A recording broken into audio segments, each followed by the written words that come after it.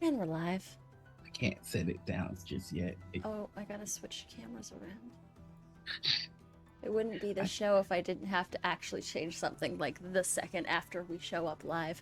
Hello, everybody. Good morning, and welcome to Morning Ritual. Hi, y'all. I'm realizing that I need to fix some things because everybody will only hear me out of one ear. Change that so that I'm in mono. We're doing tech in real time, everybody. That's how we do it. But I did make sure that you weren't muted off jump, so we're good there. Tight. I've got so much glue on my hands. So, are you sticking? Don't you dare. Hi, everybody, and welcome to Morning Ritual. We've been away for some time. Now we're back. I'm one of your hosts, Noir. I decided seconds before the show I wanted to finish gluing a figure that we just printed.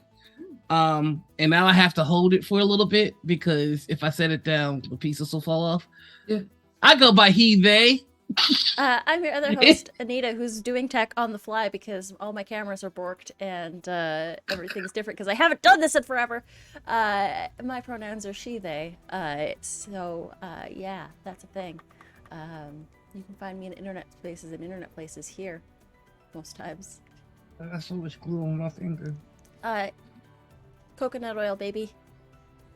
You won't let that project drag on for too long? We wish we had a guest for you this week, but unfortunately there was a scheduling mishap, so it's just gonna be.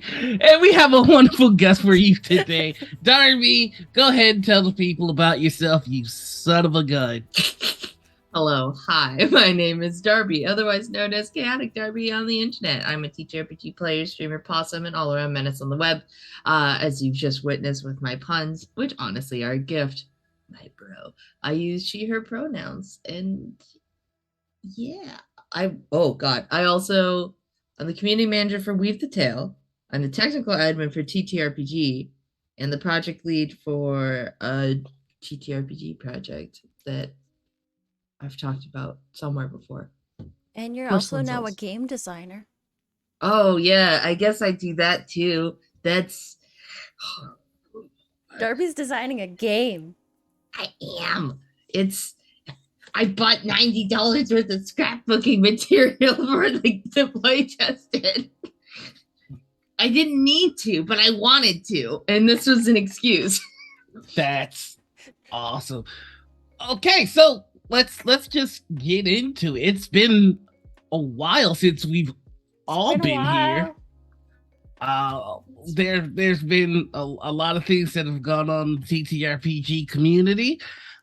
Last time you were here, you weren't any of those things you said you were. Or you are. Oh, congrats. Yeah.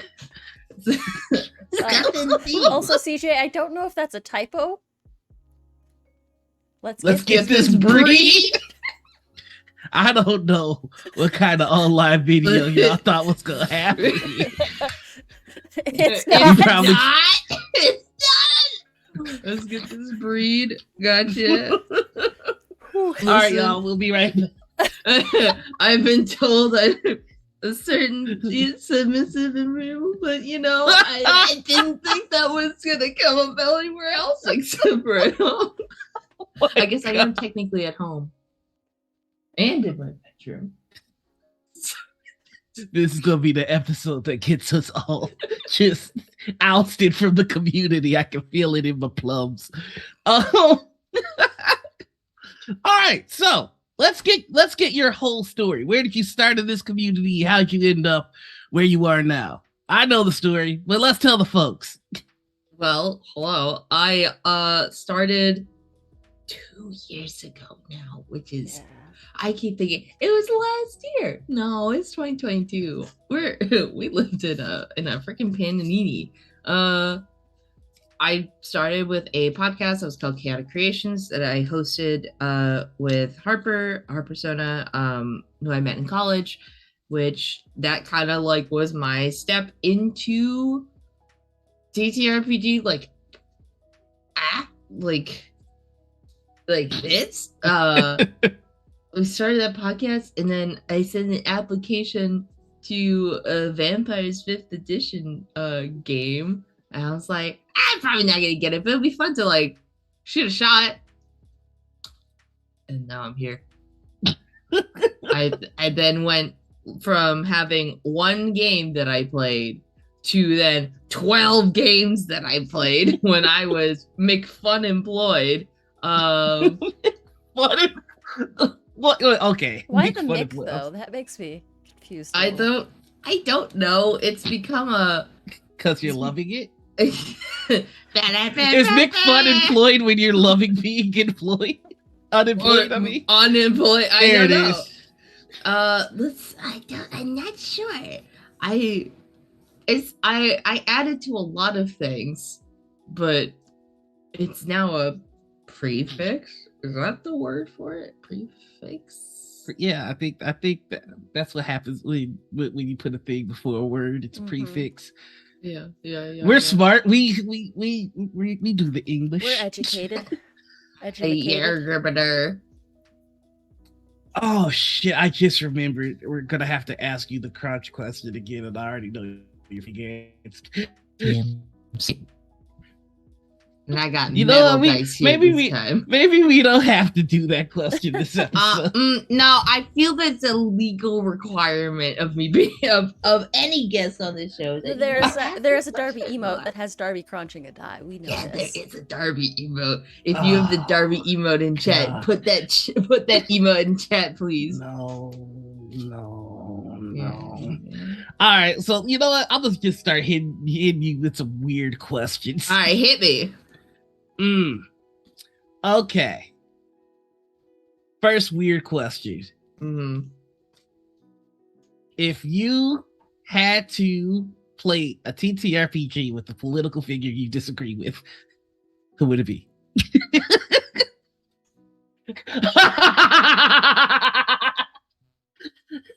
disagree with. There's so many. I know, right? I can tell you my answer if it helps. Sure. What's your answer? I would want to play a TTRPG with Mitch McConnell because I would do everything in my power to make his experience terrible. Oh, that's true. Yeah. Just because you're playing with him doesn't mean you have to be nice to. That's true. That's true. Let's see. I could not play with Trump. I feel like no matter how much I try to make his life miserable, he would still find a way. Like Trump, I feel like Trump is one of those dudes that if he rolled a 1, he would lie so vehemently that he rolled a 20 that Trump? Like the game would stop until everybody accepted it or people started walking away from the table. Yeah, Trump would be that person who like power games, but not because he built the character that way, but because he found it online. Yeah, he like it's like the equivalent of net decking, but for your D&D character. Like, wait, what the fuck is net decking? Oh, net decking is when you look up a deck on the internet and you just print off that list and go like it. You don't build the deck, you just kind of go with what's the most powerful meta deck right now, and you just like play that. Net decking is like a valid, like, I mean, you want to stay in the meta, but I would generally recommend, looking at the deck before you play it. Yeah, I just found out what meta means recently. Oh, yeah? Yeah. It's the most effective tactic available. It was an acronym? You didn't know that? I just found that out. I thought everybody knew that but me. No, I thought it was a word. No, it's an acronym. Most effective tactic available. That's playing in the meta. I did not know that. Oh. I found that out because of Pokemon Go. Oh, shit. Well, we're learning today. Pokemon Go. I play Pokemon Go now. Wait, you play it?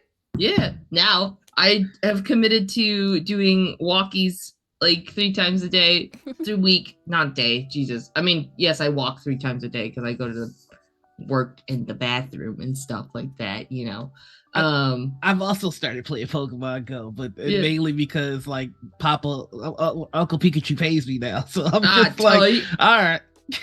Well, if you want a Farfetch'd, I still have some Farfetch'd from when I was in Korea. Yo, I got a Scyther, and I got 2 of them now. So if you need a Scyther, what's up? Holla at your boy. That is very kind. I have many Scyther. Oh, okay. Do we want to start doing some Pokemon Go, babe? So I'd already started. Here's an important question for me, for me to you, Noir. What team are you?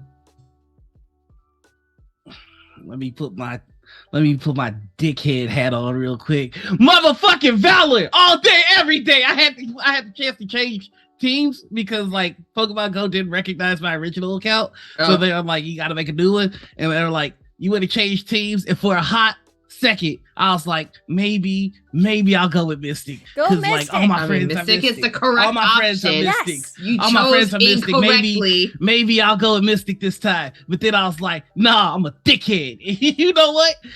As soon as I went Valor, I looked at all the gyms around here, and god damn it, every single one of them is Valor. God damn it, we all dickheads out here in Chicago. AJ, the answer is not instinct. It's a very weird way to say Mystic. Instinct is team weirdo. Team Misty, and you can take on with you, AJ. I told you, Instinct is team weirdo. Y'all so weird.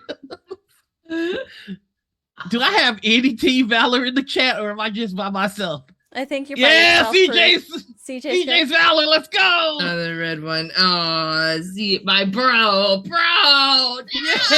Yeah! Rather be weird than wrong, AJ says. Woo! You could be weird and wrong. I'm just saying. Yeah. But political figure that I would... Who the fuck would I? Oh, what's that dick face from fucking Florida? Is it? Oh, DeSantos? Yeah. No. Yeah. I'd play a TTRPG with him and just, I don't know, force his character to be ostracized in every town that they go to, and then have them kidnapped and forcibly moved to a different place after being told something else. I don't know, just like a couple ideas springing from the top of my head of things to situations in D&D, and definitely not real life to throw him into. That's crazy. I don't know. Wow. The king of a couch just moves him for some reason. I want to use you as a testing ground for a bunch of questions that might make it into the lineup of questions that we ask everybody. Oh yeah, guinea pig, guinea pig, guinea pig. I mean, Darby is the perfect test bed. Yeah, you never know what you're gonna get, which is also why I'm kind of afraid. I'm wild. I'm the wild magic table turned into a person, but only for questions. Have you tried out 1D&D yet? I have not. I have seen a lot of the stuff and have opinions on 1D&D. And have heard many opinions from my place of work. But it is a thing that they are doing with their time and money. True. I'm sorry, Tiny Police, you just had the best answer to that. If you could play with somebody of a political leaning that you disagree with, let them play for like 4 sessions and get super attached to their hero, and then TPK and walk away from the table forever. Yeah, or like... or I think that's the meanest thing I've ever fucking... Throw an ancient dragon at them and then just walk. I feel like it'd be better to play for a little longer than 4 sessions, really get them emotionally invested into it. Like a year-long campaign? A year-long campaign, and then gaslight them. Just no, you didn't level up last time. What are you talking about? You never had that potion. You're like, are you trying to cheat? Like, and just spend the entire time doing that to them. And then, approach it. Tiamat, but the heads are just pink, blue, and white. You know what? Have Tiamat come and then narrate their characters putting down their weapon. And they're like, oh wait, no, I didn't want to do that. That's dumb. And be like, well, you know what? You don't get a choice. Mm-hmm. See how they like It's it. funny. You wanted choice? She's giving you life. Are you in? Sorry. Is this That's the right, decision baby. you'd like? Morning Ritual coming back. Political as fuck. All right. I mean, I don't think we ever really made it a secret which leaning we had. Oh no! If you hear and you're what pro-life, you made several bad decisions this morning. All right. Here's the next question. Mm-hmm. What is your honest opinion of 1D&D for what you've seen?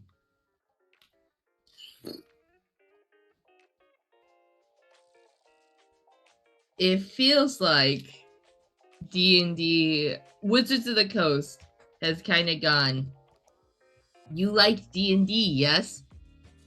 Only me. Look at me. And I. Nothing else. Especially looking at their plans for like minis. But their plans for minis and their virtual tabletop and kind of the language surrounding those things, it definitely feels like a hard skirt to. I know that other VTTs exist, but us spend all of your money on us. Yeah. No one else. I mean, they acquired. That kind of started with like D&D Beyond, acquiring D&D Beyond, and all of that. 1D&D to me feels like the kid in class that came with the really cool color pencils and was sharing them, and people started drawing really cool pictures and looking at and everybody was kind of looking at everybody else's pictures instead of the kid that brought the color pencils, and now he's snatching them back. Yep. Yep. Just like, I don't know. I mean, I'm hoping for the best though. I don't love that they got rid of. I don't know what they're trying to do with criticals. Like, I feel like it sounds like they've gone back and forth with like monsters can't crit now. Like, I actually haven't had the chance to read any of the rules yet. Yeah, monsters can't crit and spells can't crit anymore. Yeah, you can't crit on a fireball. And I think that also includes like only weapon damage can crit, as if I'm recalling correctly. So that means that if I crit with a paladin, my weapon damage is doubled, but not your smite. But my smite stays the same because it's not the weapon damage. That hurts me. That makes me one angry noir. Spaghetti. Yeah. This is an unspicy meatball. I had a lot of problems with 5th edition, but I don't think crits were ever one of them. No, they weren't. But this kind of comes on the tail of people feeling like there's an imbalance between casters and martial. And I don't know. It kind of feels to me like they're trying to appease power gamers, which I get it. They're part of the audience, but if you're doing the ones and zeros of like, you know, everybody's got to do the same amount of damage. For me, I would much rather them thematically make things more interesting than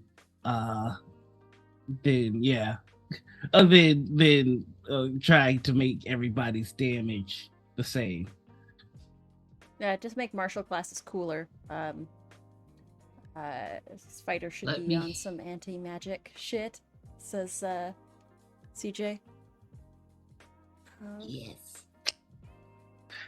Well, I mean, yeah, like for example, like I've been accused of being a Pathfinder evangelical. It's true. It is kind of true because I do love Pathfinder. Oh, I'm frozen on the Yeah, you're thingamajig. frozen on Zoom. I don't get it. You're fine But on the Google Meet for some reason. maybe There we that'll go. help. Um, but in Pathfinder, there's a lot of cool stuff that martial classes can do to kind of level the playing field. Or there's just fun thematic stuff like they can bounce spells back at casters with their shields on some Zelda shit. That's fun. That's so fun.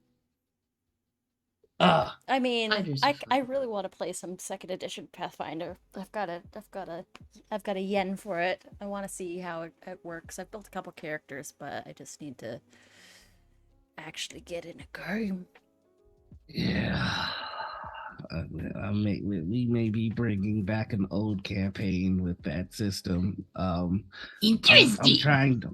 I'm trying to find a way to make it work for everybody, and that's Tiny Poison really liked their brief experience with Pathfinder 2e. Hey, see, that's what's I like. I want to hear more experiences of people playing other systems. Like, what is your favorite non 5e experience, Darby? Favorite? I mean, let's see. I've been keeping track of all the different TTRPGs that I've played since starting in the TTRPG space, which is let me pull up the list. You got a spreadsheet. I have this, like, you can't really see it on my phone, but you can kind of see it. Like, all of this text. It's like, this is the stuff I used to play beforehand, and then this is the stuff I started playing now. In 2020, I played 4 new systems. Then 2021, I played 11 new systems. And in 2022, I've played 12. Yeah, I finally did it. Got a gradual upswing. Yeah, my goal is to play more than last year, which is great.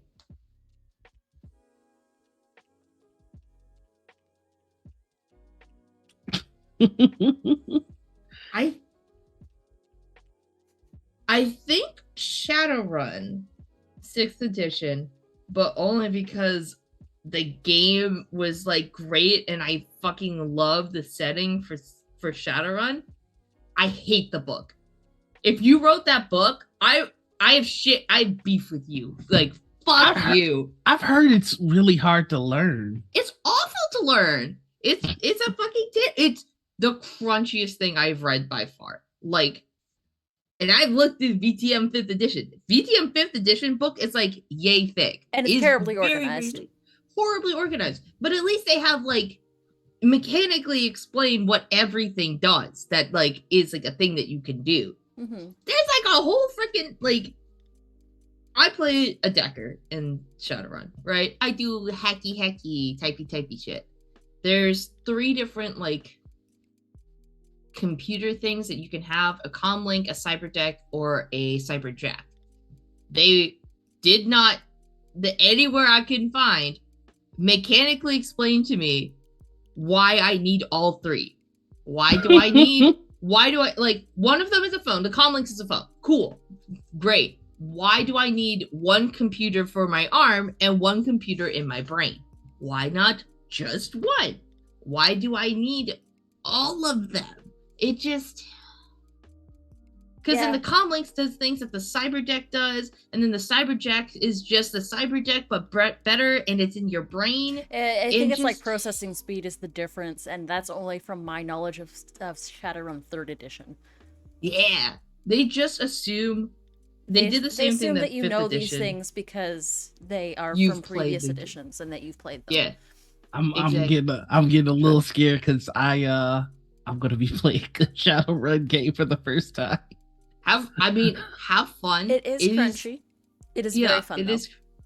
Thank God for fucking Roll20 with a character sheet, that a character mancer for 6th edition on their site, and also a dice roller, because you're rolling d6s, but you're only counting 5s and 6s as successes.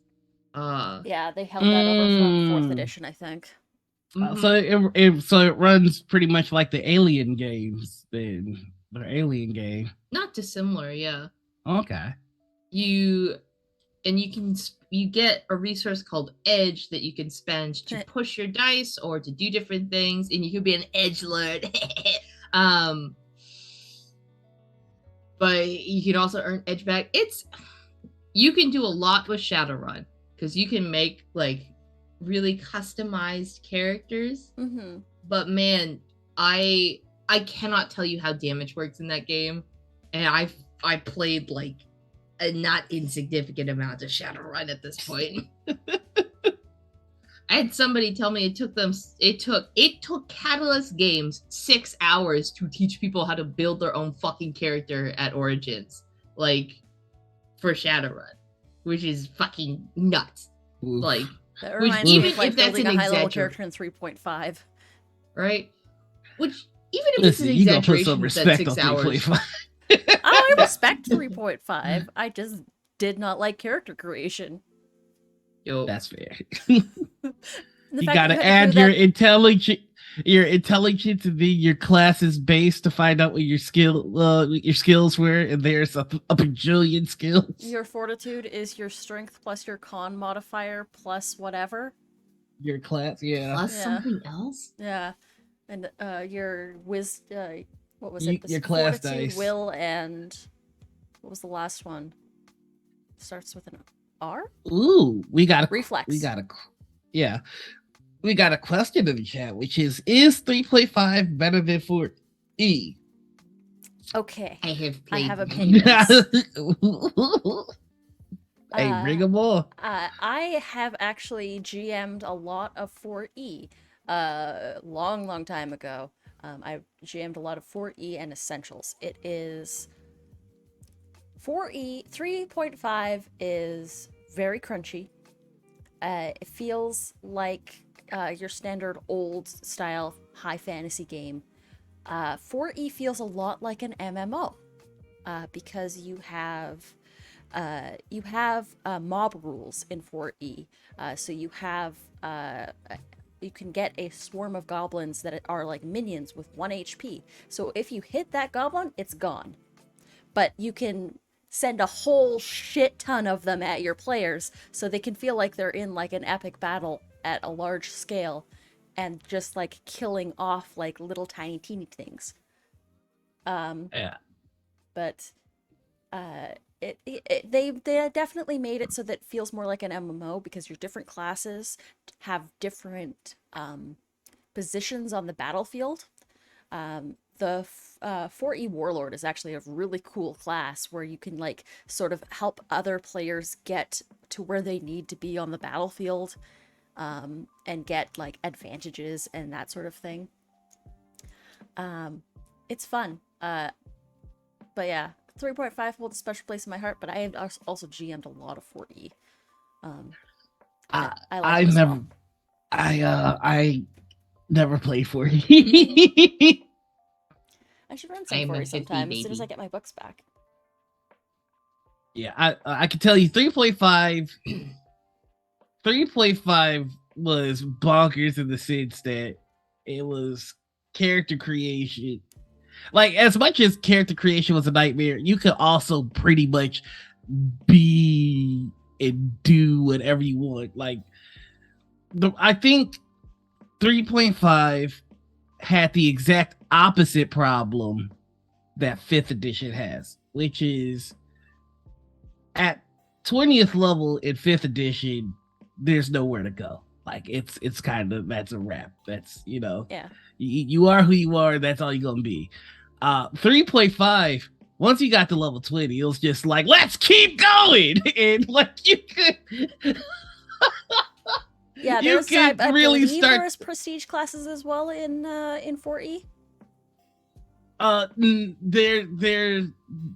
From what I understand, there are like honored paths. Like, yeah. it's kind of like Epic what levels. subclasses are, except better. Yeah, like 3.5, you could really end up making some absolute bonkers characters that like I rolled a 2, I'm gonna hit. Like, it doesn't. Did you roll a 20 on me? You only technically hit. And like then there's some prestige classes or templates because a lot of people forget templates. Templates were a thing. So and 3.5, there you obviously you had your race, you had your class, but then you also had templates. Templates are things like vampire. So you're a human, but you add the vampire template. Mm-hmm. Or the half dragon template, which was bonkers. Like the half dragon template, like your strength goes up by 4, you get wings, and you get a breath weapon that was just ridiculous. Like, and they had level adjustments. So if we're playing like a level 5 game, right? I could either choose to be a level 5 character or I could be a level 1 character with a number of templates that had a level adjustment that equaled out to 5. Levels, yeah. Right? So things just got bonkers. Like the half dragon troll Dinox. That's exactly what I'm talking about. So Dinox was a half dragon troll, which meant that that was who I faced in the sword, right? Yes. Oh, yes. Oh! Dinox had wings, a breath weapon, and a troll's regeneration, and it was only a level adjustment of like so much, so the character was legal within the campaign. But whoa. Yeah, that's Chris's character. Yeah. I kind of miss templates though. I kind of wish we would bring them back because like technically there are tried rules. To do them in 5th edition. They didn't do them well. It's really sorry. Like they have lycanthropes in 5th edition. They do actually have a half dragon template as well. Do they? They do. It's in the monster manual. They have a template for a half dragon veteran, and they've got the stats for it.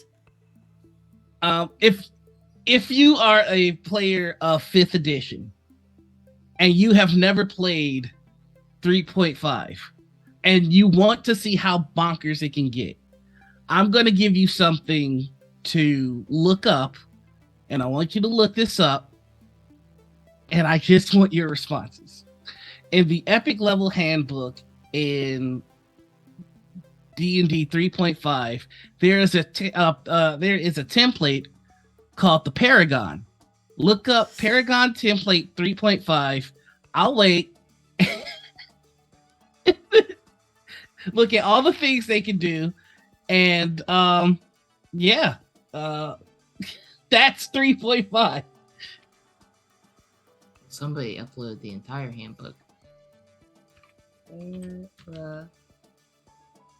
I mean, you know what? Creature always has maximum HP. A Paragon creature's speed triples for all movement types. A Paragon creature gets a plus 12 insight bonus to AC and a plus 12 luck bonus to AC. They also gain plus 5 natural armor bonus if that creature already has armor. The Paragon creature makes all its attacks with a plus 25 luck bonus on the attack roll. Paragon creature gains plus 20 luck bonus to all damage rolls for melee and thrown ranged attacks. Paragon creature special attacks, if any, all gain a plus 13 insight bonus if applicable. The plus 13 insight bonus may only be applied to any given special ability once. If the base creatures has spell-like abilities, gain plus 15 to its caster level on those abilities. Paragon creature also gains the ability to use greater dispel magic, haste, and see invisibility 3 times per day, even if it did not have spell-like abilities before, at 15th caster level. Fire and cold resistance, damage reduction, spell resistance, fast healing. Natural weapons are treated as epic for the purpose of overcoming damage reduction. Plus 10 insight bonus on all saving throws. All ability scores are 15 points higher than those of the base creature. Plus 10 competence bonus on all skill checks. You get a bonus feat. Yes, they were this. Let's see. Yes, what you're else? one of these at the Kingsguard, aren't you?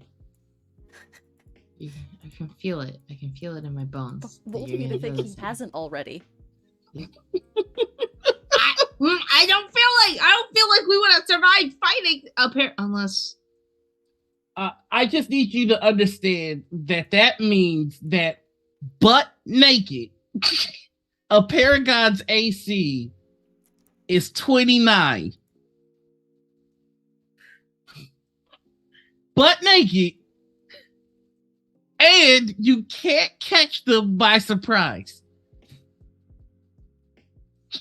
Arabella would have to roll an 18 or higher at minimum to hit it butt ass naked.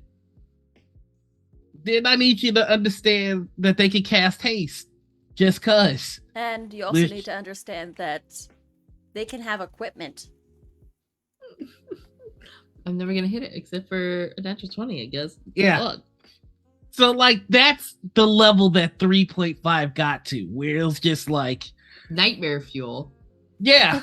Yeah. Like, oh, my character's gonna fucking die. Yeah. Oh my god. But it was fun though. That does sound fun. Does that explain a certain treasure hunter in our campaign? Huh? Uh-huh. Yeah. With a weird eye? 3.5 was yeah, but what if? Yeah. Treasure hunter with a weird eye. Oh no. He's so there's not a paragon, but he is a fucking pain in my ass. You know what? I love whenever I have players as the guest on here because you can hear their fucking frustration with me. The seething rage. So Paragon is a plus 15 level adjustment. Yeah. So that means that a level 1 Paragon is the equivalent to a level 15 character. Why did you just die on me? Sorry, but my camera just... I think hearing that spooked Anita's computer. Yeah, the computer's like, nah, we're not dealing with the Paragon. Yeah, Bye-bye. Snapcam just decided to die for no apparent reason. So then, a level 20 Paragon? Does that exist? Yeah. So then you'd have to be level 35. Uh-huh. I think the gods in 3.5, if I'm recalling correctly, were around level 50 because I know that a lot of them were 2 classes maxed out and a 3rd class at 10th level. So like somebody like Bokob, which was the Faerun god of magic, was 20th level wizard, 20th level sorcerer, and then I think like gods were around 40 to 60. So like Bokob was 20th level 20th level wizard, 20th level sorcerer, and I think 10th level hierophant or something like that. I think he was 10th level archmage. So basically he had all the meta magic feats and would just do whatever. Cuthbert was a 20th level cleric, 20th level paladin, and like that's something that they don't have in 5th edition is stats for gods. Well, some gods. A bold decision to fight a god. Well, that's what I mean though. Like 3.5 had a lot of in-game content. It feels weird talking to sorry, everybody. I'm trying to get this figured out. No, you're good. I miss heist. I love the games I'm in, but I also miss playing high level D&D, high stakes D&D, because that feels like the kind of epic dramatic shit that I miss a little bit. I itch for a little bit. Like, oh, I'm fucking ballsy as shit and I want to fight God. Like, I want to give me God stats. stats. God.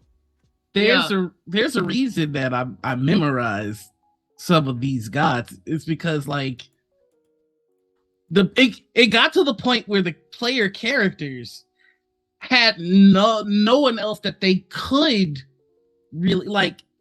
No one could square up. Basic like you look at like Critical Role Campaign 1 and like Vecna it's his avatar and like that's a big thing. There's a reason I memorize some of these guys. They owe me money. They kind of do. But it got to the point where like the player characters had gotten so strong that it's not a matter of like we need to fight the god's avatar. It's like, oh no, this god is truly wilding, and we have the capacity to stick him in the dome. So like, let's fucking get there. Like, and I miss that, and like I know that leans into a lot of the power gaming, but it also leads into some really interesting stories. Because, you know, I always played it like no matter how good or evil a god was, their presence was necessary. So if you are to get rid of one, someone or something has to fill that void. Mm-hmm. So it's not just the battle, but as you're having this epic battle where you're slinging like one-hitter quitters all day, you also have to think about the repercussion story-wise of like, we can kill Ouijas, but it's going to be God of Death feel slot.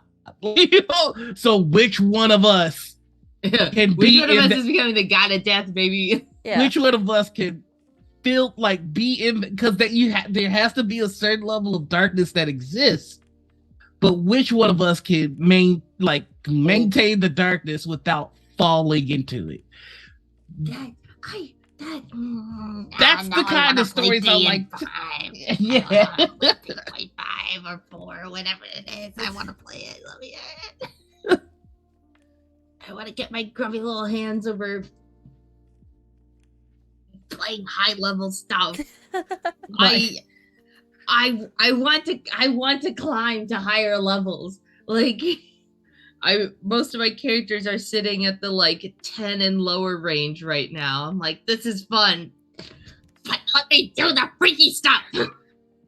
Like, there are so many epic level rules that I hope that I'm hoping that one D&D is WotC going, okay, we need to have in-game content. We need to bring back some of the house that we had, because there are a lot of cool epic level things that you could use to tell these amazing stories. Like there was like back in the day, ritual casting wasn't like I'm gonna take 10 minutes and cast detect magic. It was like I'm gonna find a bunch of wizards whose level all equal this level, and we're all going to get the components that we need, and they're not easy to get, and some of them were dark. Some of them were real dark. Like, and then we're going to cast this ritual spell, and the spell was things like, fuck this country for 10 years. Like, it was like we make it so that this country, their lands grow nothing, that their weather is fucked forever. Like, it was that kind of like magic. And you know, to dispel something like that was not easy.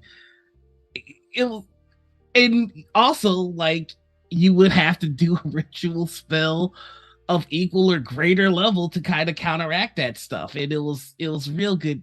It was real good, and I really do miss it. Right? Yeah, because that's like an entire campaign is trying to unfuck everything. Yeah, someone casts Power Word Desolation on your country. Like, now you gotta undo it. Man, I really recommend for anybody that just, if you have any time at all, look up the Epic Level Handbook for 3.5 it's really some of the stuff in there. You're like, oh, I want this back. Like I really do want this back. Like I've got it open like right now, and I'm looking at it. And epic level spells beyond ninth level spells. Yeah. Epic spells by Spellcraft. Oh, I missed the Spellcraft DC. Okay, sorry. I'm being nostalgic.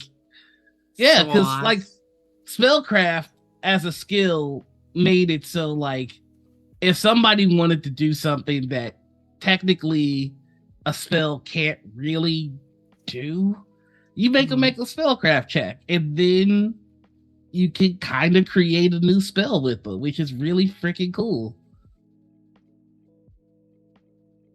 Heck yeah! Like, what's the spell that permanency? Like, I'm sorry. This episode is just becoming me missing 3.5. I'm so sorry. So permanency was a spell that basically said, hey, you with no spell casting ability, would you like to be able to cast a spell once per day? I'm going to permanency this spell on you. Or you can do it to an item too. So it's just like, you can, like, I'm going to give you the ability to cast Fireball once per day. I'm here for it. The Grail. I miss 3.5 sometimes.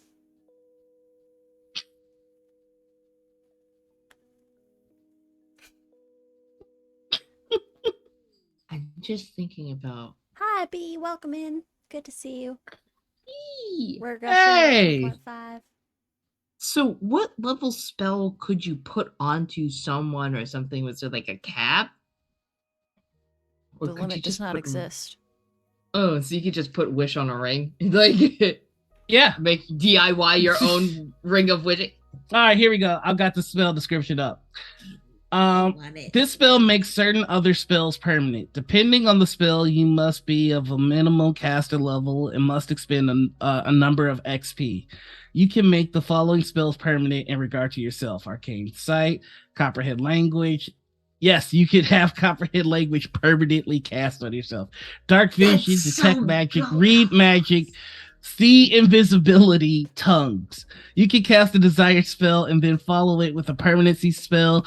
You cannot cast these spells on other creatures. This application of permanency can be dispelled only by casters of higher level than you were when you cast the spell.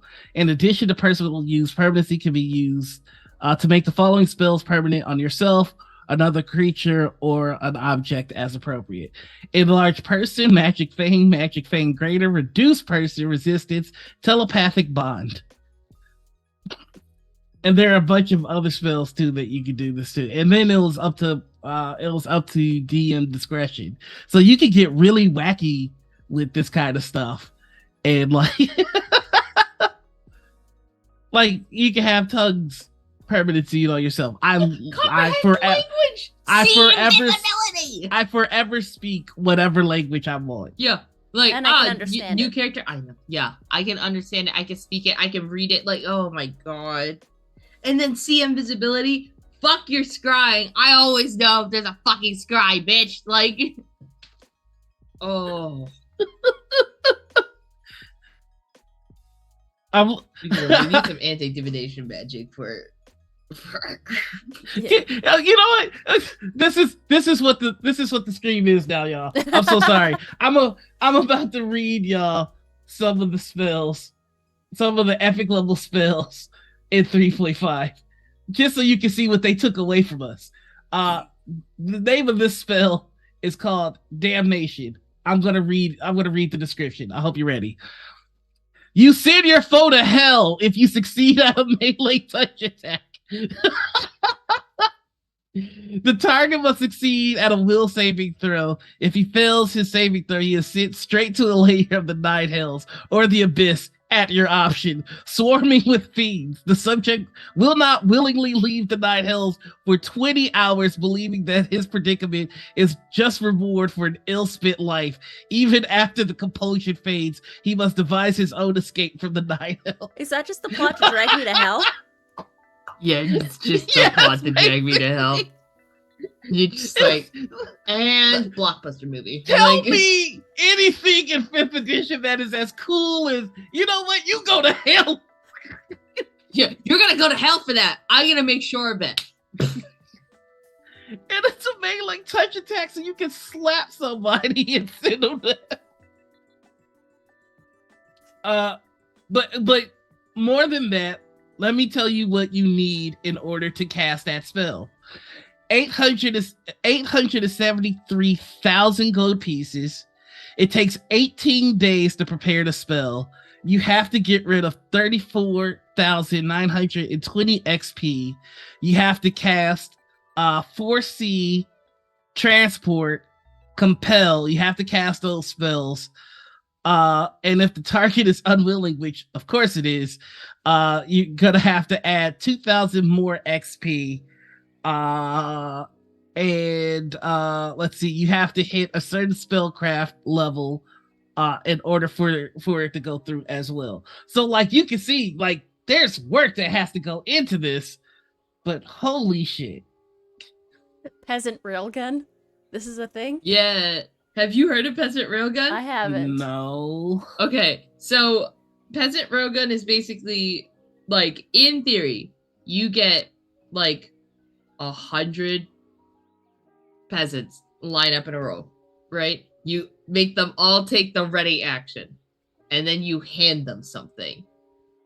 And then they just pass that thing instantly to the last guy, who then just throws whatever it is, and then technically that object has then moved like 200 feet or something, or like 1,000 peasants, each occupying a 5-foot square. Give them that instruction. In theory, you are then telling them to pass something down 5,000 feet in 6 seconds and then throw it really hard at whatever's in front of them. I hate Blast. this edition sometimes. I really do. This is real good. Actually, Just hand them a cannonball, and the one just goes, yeah. I gotta stop. Wait, oh, that was 3.5. Oh, okay, then you know what? Yeah. I don't care. I still love Adding it. something Yeah, was, so what's I up? think it was a free action. Yep. And he's just ready. I mean, technically, I've got to stop reading these epic level spells because I'm just getting sad. Oh. There's a spell called Nail to the Sky. Do you just send someone into space? Your spell fixes the target to the heavens. Nail to the Sky actually places the target so far from the surface of the world and at such a speed that it keeps missing the surface as it falls back. So it enters an eternal orbit unless the target can magically fly or has some other form of non-physical propulsion available. I'm gonna send you straight to fucking orbit. Dude, I think you need to take a lap. You know, you need to cool off. Just to get some fresh air, buddy. So you could do that, and then if they don't have a method of flying, you could just drop the spell. Oh no, it keeps them there. Oh. You're not concentrating on this. There is no concentration in 3.5. No, that's right. It just happens. Just something that happens to you. Man, Fall forever. Pissing off a spellcaster in 3.5, like a high level spellcaster, seems like a fucking issue. Like, never. I'm looking at a spell right now that does 305 d6 damage. 305 d6s? 305 d6. So at minimum, Mm-hmm. it's doing 305 damage. Yes, at minimum. At minimum. with a 12,000-foot range. At maximum, it does 1,830 damage. Yeah. let me just click on this dice roller real quick. Yeah. Are you rolling 305 d6s, Anita? Yes. That's so dumb. You just go, yeah, I'm just gonna nuke that thing. Just like obliterate. 1,099 damage. You can survive that.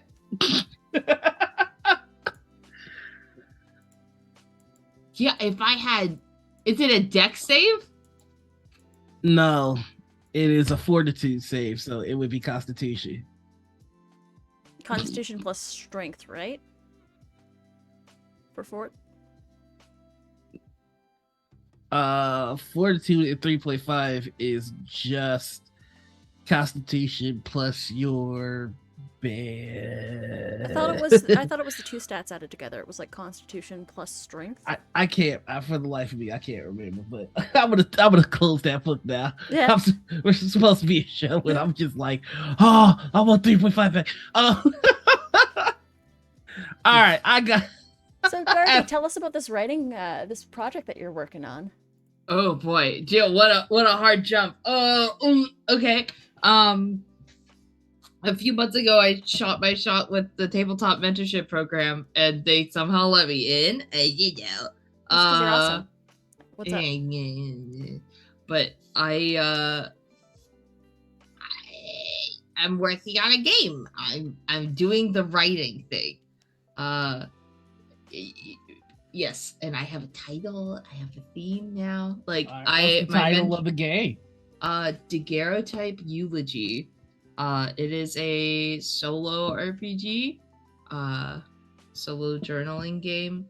Although I was recently introduced to the concept of a keepsake game. So what is a keepsake game? A keepsake game is a term that was actually, I have all these tabs saved. All right, pull them up. Where did you go? There you are. So, keepsake game is a term that was coined by Sheng-Yin Kor and Jian Shim. They made several games that, as you played, you kind of collected things and made permanent, like, hold-on tos for the game. So they designed one called Amending. This was by Sheng-Yin Kor. It is a solo game that you play about a journey to visit a dear and distant friend, and you do so by sewing your path onto a map. So you're given this like canvas that you can then put on an embroidery hoop and then sew the path you take through the mountains and mark down different things you find like so on your journey there. It's pretty fucking neat. And then right? At the end, you've got a map. Yeah, and then you can put on a pillow, you can like keep it, you can show someone yeah. And it's like a permanent relic of your journey. Like also Quiet Year, where you're making the map of your civilization, right? It's something you can hold on to afterward. They also made one, the two of them made a game called A Field Guide to Memory, which was pretty fucking sick. Narrative journaling game about a cryptid researcher who goes missing, and then you're like you're being sent things to like them piece together her legacy. It's like pretty tight. Okay. And I just think that's really fucking neat. And then Daguerreotype, I guess I could give you the pitch, I suppose. Yeah, we want the pitch. Let's go. Do it. So you are dead. You have died. And before you can move on to whatever comes next for you, if it's the void, reincarnation, whatever, you are presented with this task before you move on to reflect on your life and basically scrapbook little moments in your life before you can move on. Using like a deck, like a 52 card standard deck, it'll prompt you to go forwards or backwards through the prompts and to a different time frame of your life. childhood, teenage, adult, or your twilight years, and give you different prompts to just sort of think about who you were, and then hopefully like scrapbook little things about what that moment was like for you in that time. Or if you choose to have left your subscription a little early, the time frames that you're then visiting that you didn't live through, it then is more a form of closure for that character. Like, what did they want to do with the things that they had lived, thinking about what they wanted their future to be, what would they have liked to do? And then that's kind of what I got. Sounds like you're trying to squeeze tears out of people. You trying to make us sad, you fuck? I try to. It's the like reminisceful is kind of the goal, or melancholic without being overly depressing. I was thinking a lot about. Do you know that scene in Citizen Kane? Or it kind of the conceit of Citizen Kane as a whole. The dude fucking starts the movie croaking and saying Rosebud. And everyone's like, what the fuck is Rosebud? Despite the fact that nobody was in the room when he said Rosebud. Anyways. Yeah, I know, right? No one was in there, but he's like, Rosebud. And everyone's like, what the fuck? And then you watch his life go from like childhood to adulthood to the moment he dies. And everyone's like, who the fuck knows? And as the, like, you know, people are like burning his shit because he has a bunch of garbage because he was a rich man. They throw this sled onto the fire and it says Rosebud. And ultimately the thing that he was thinking of in his last moments was this small moment from his childhood that really, it was important to nobody else except for him. And that's kind of the, I guess, concept I was sort of latching onto a little bit. It's like your life is, there are these big moments in life that are like, yes, you're going to remember these, like these are like the things that people are like, yeah, you remember your graduation, da da da. But there's also these small moments that you have that stick with you, maybe more than you would think to like mention to somebody. Like, I think about one of the prompts in here I wrote for like childhood is that somebody gave you something when you were young. Do you still have it, and who were they? And what prompted that prompt was I was talking to my mentor, who's Kat McDonald, who's awesome, about different memories I had, and talking about this time I was in a fucking Costco and there's these college students in front of me. I was like 5, but one of them had a Jigglypuff like Pokemon keychain, and I was just so utterly fascinated with it because I loved Pokemon. And so I started like talking to this woman who was like very nicely like engaging with like a child, but she ended up giving me that Jigglypuff keychain, and I just remember that memory. And I like, it's small, and I don't have that Jigglypuff toy anymore, but you know, that small memory, I still think about it, right? So those kind of moments. That was a sweet answer, and very genuine, and I don't know how to handle that.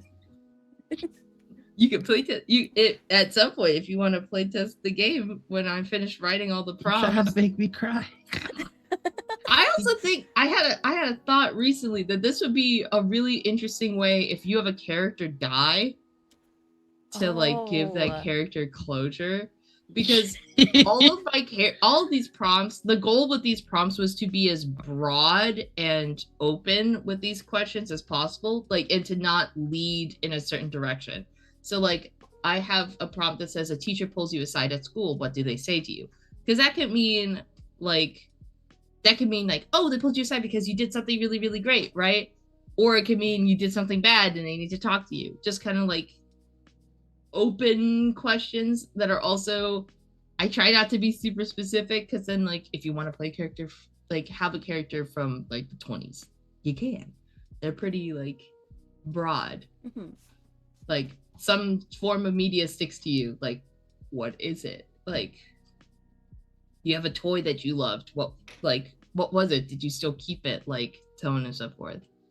And I'm trying to, at this point, tie some of the prompts to each other. So like, I have childhood prompts that are like, you discover something that was impactful. What was it? Try to carry this discovery to your next prompt in your next time frame. Like, how does that thing that impacted you carry on? Yeah. I love games like this that can be used as a supplement for like other games as well, to get a full view of a character, and especially like to be given a full view of a character that has passed. That is yeah, I like that. I'm gonna fight you for making me feel emotions, but I love it. Also, I had a stray thought that was really stupid that I want to share with y'all. If Citizen Kane has the Toy Story rules, then that means that the sled was really happy to be the last thing that this guy thought of, and he died, and then it got burned. Krispy Kreme. Not to mention the snow globe in the dude's hand. Right? Because like there was a like in Toy Story, weren't the things inside the snow globes like alive too? Because Yeah, I think so. Yeah. I think as long as someone loves something, it comes to life in accordance to Toy Story rules. I should inform you, I have not watched Toy Story. Any of them. Yeah. I've only seen 2 Pixar movies, and that's Brave, and I forgot the other one. Say Up. Oh, Incredibles, yeah. Okay. I've never seen Up. I've only seen the first 5 minutes of Up, and I did it as a challenge to see if it would make me cry. It did not. Oh. No. See, when you approach it as a challenge, I feel like then it's easier to not cry versus like having just like rolled into the fucking movie and then it opens with that. Yeah, well, you know what else helps not cry at Pixar movies? Not being a little bitch. No, I'm just kidding. Wow. I'm sorry, was Noir introducing Anita to Moulin Rouge? Yes. Or other way around? Yeah. I didn't cry at Moulin Rouge. That's how I knew you were a cold, heartless individual. I'm a heartbeat. It's true. Who doesn't cry at Moulin Rouge, you sick fuck? It was sad. It was sad. It wasn't cry-worthy. Listen, there are several reasons not to cry at the opening of Up, and I'll take you through the top 3. All right, cool. Right, yeah. First, they aspire to be colonizers. I think I did it right there. I think that their dreams was to save money to go to a place they had no business going to go find a monster that didn't do none to nobody. Well, they weren't looking for the monster.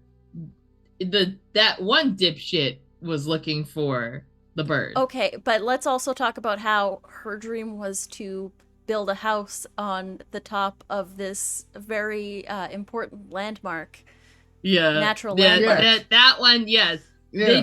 They just weren't hunting down the bird. They wanted to. They you did want want me to live in the middle of a. You want me to drip tears resource. for a colonizer? It'll be a cold day in hell, Pixar. It'll be a cold day in hell. Yeah, I got it. Yeah. Yeah, all right. Yeah, you've got a point. I have nothing to say. Marshadi, who hurt you? Wait, I've been boozled you. Never mind. That's true fact. Yeah. Second reason I refuse to cry. Adoption.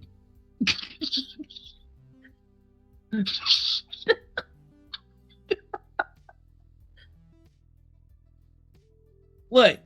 She can't have kids, so they can't have kids? Adoption was a thing. What's wrong with adopting?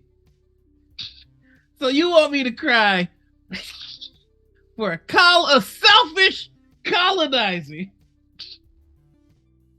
Got it. Yep. I don't think so. I got nothing to say against it. Yep. And the third and final reason, you know he uses the N-word. You look at that old man and tell me he doesn't use. You look at that old man and tell me he didn't give a young black child a balloon one time. I know he did. I can feel it in my plums, and he gets no tears from me. I feed off his misery. Listen, being black gives us the superpower of looking at a lot of mainstream media and being able to feed off of what's supposed to make us sad, because we know when a character says the N-word behind closed doors, and that motherfucker says the N-word. He watches Tucker Carlson in his little balloon house, and you can't tell me otherwise. Fox News is the default channel on that little old guy's TV.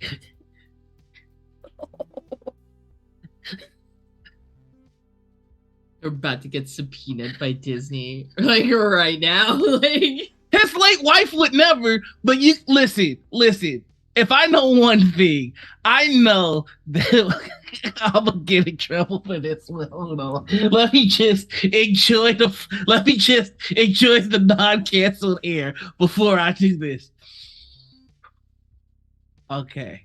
A lot of white ladies that don't necessarily agree with nutjob Fox News watchers can and will be married to them. You're not wrong. We just lost 4 viewers in there at this rate. And I'm not sorry. I'm not sorry.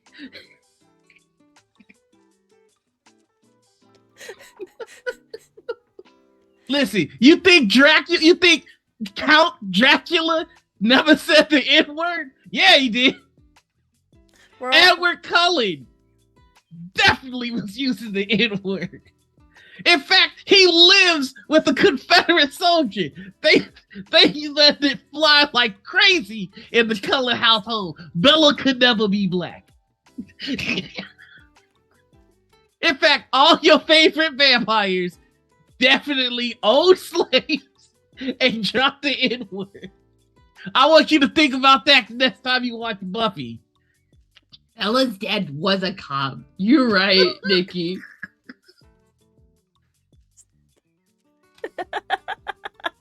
Pop culture hits different when you think about it like this. Yep. Vampires. Oh, vampires are bastards.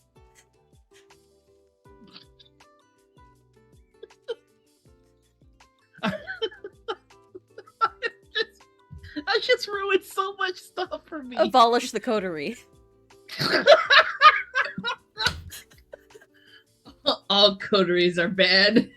Listen, as much as we love him, Steve Rogers definitely ate at a whites-only diner. It's true. He must have. Just given the time zone. He had to. Bucky definitely sipped some delicious water from a whites-only fountain. Steve Rogers is a himbo. That's Right, I'm crying, dropping N-bombs in a Transylvanian accent, then biting down. It's Mormon time. It's a white nationalist.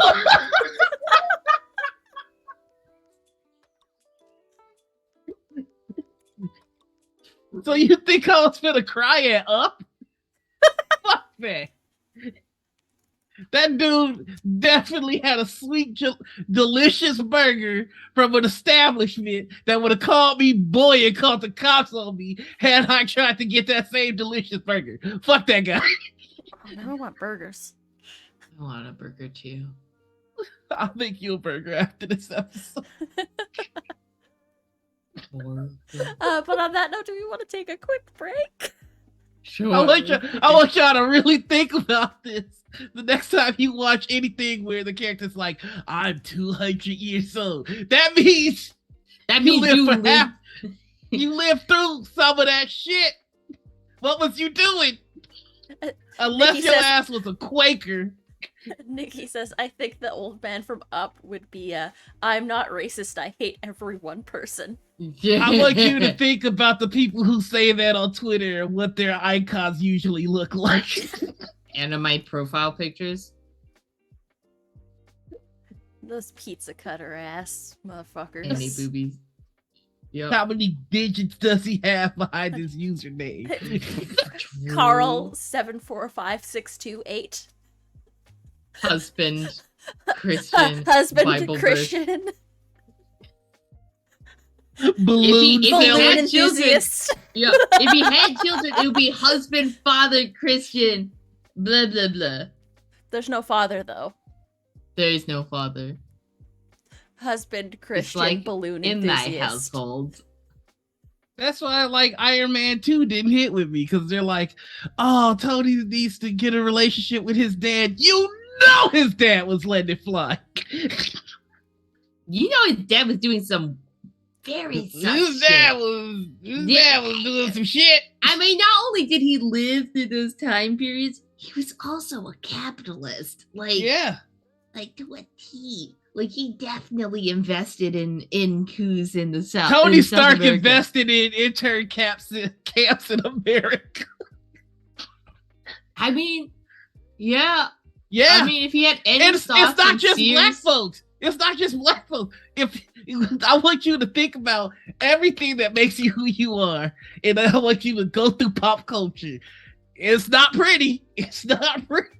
No, yeah. You know, Sears made fuck tons of money off of Japanese Americans who were incarcerated during World War II, because they were the only catalogs that they could order off of was from Sears. And then so Sears struck a deal with the US Gov to like let them slip in the Sears catalog so they could order things at a higher price than This is so anywhere else. I didn't mean to come and just blow up your favorite pop culture shit this morning, but that's the mood I find myself in. New series, you But every and then go. that's why I love Highlander, because we've got documented proof that during the shit, Duncan MacLeod was fighting for the people. All right? We got documented proof that he never owned slaves. He was an abolitionist, and he was working for justice. Duncan MacLeod, the original social justice warrior. So if you're immortal and you've lived for like 300 years, you better pull up receipts to prove that you didn't own people. The receipts. Yeah, And it's not looking the good lack for a lot of thereof. y'all. yeah.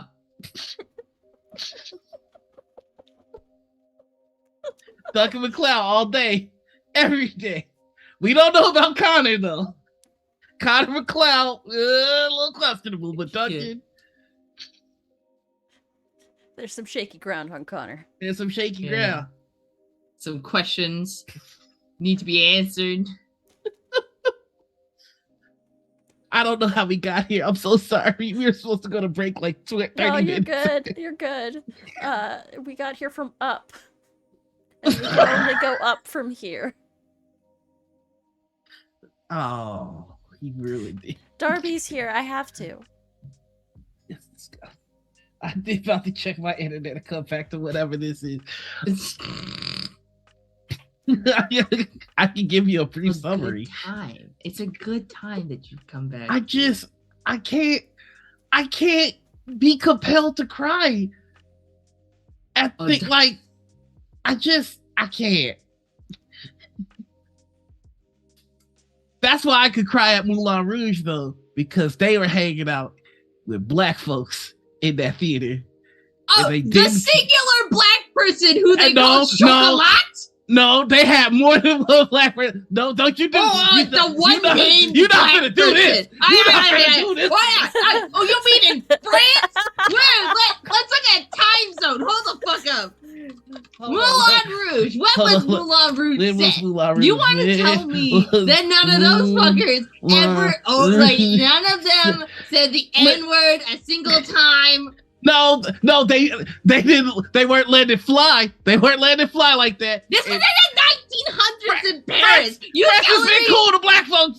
But I hope God, please, Lord, don't ruin this perception of France for me. I need this. The French? It was You want to defend? 1890. You want to defend the French 1890. over up? The fucking French! You got them right. That's where Nina Simone went. My internet connection is dipping so hard right now because you started That's- arguing.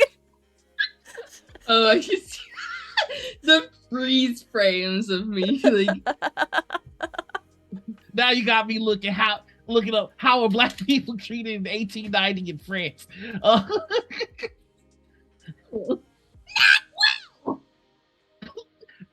Better than America. yes, but that's a low fucking bar. I mean, you right. The bar is 6 feet under the dirt. Get above the bar. Like, Hold on.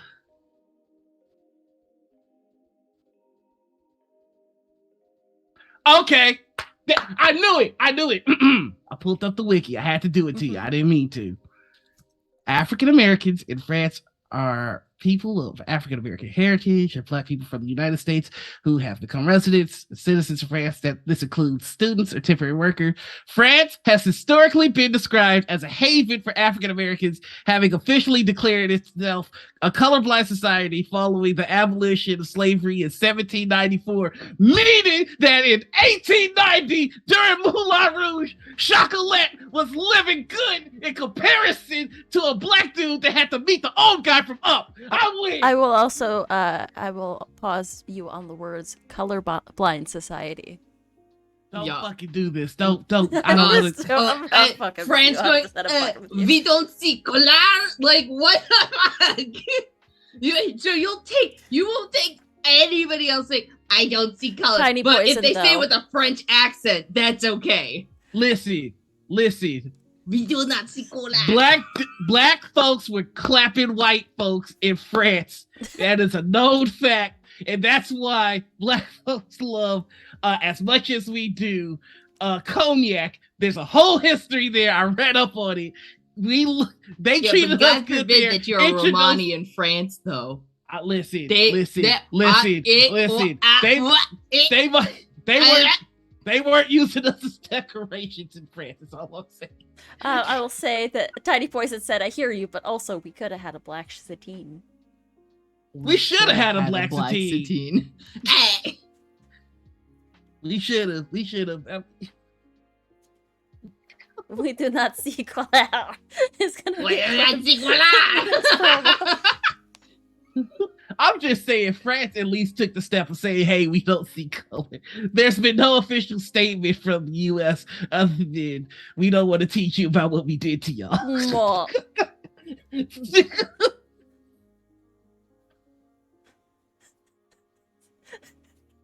I think now's a good time to take a break.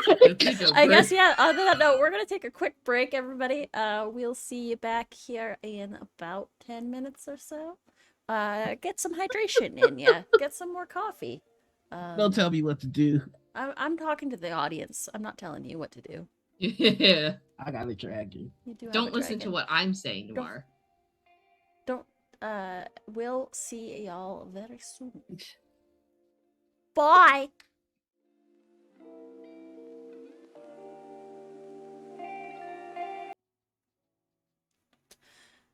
And we're back. Hello, everybody. Did you miss us? We missed you. I didn't. I was using the royal we. I didn't miss any of you motherfuckers. I'm just kidding. Welcome back to the second half, which is our dark roast, where we start to ask serious questions, though that's never how it really pans out. I mean, we went to break on you saying who in fiction would say the N-word. It's a lot of people. It's a lot of people. The Duke in Moulin Rouge absolutely would say the Oh, he lets it go. He lets it rip. And right in front of Chocolat, too. I mean, he growls. Especially because of Chocolat. Because Chocolat backhanded that bit. Yeah. Oh, he did. This is a fun game that I feel like we could go through all day. Like, who's using slurs in our favorite pop culture? Like, I mean, we know Severus Snape was letting them go.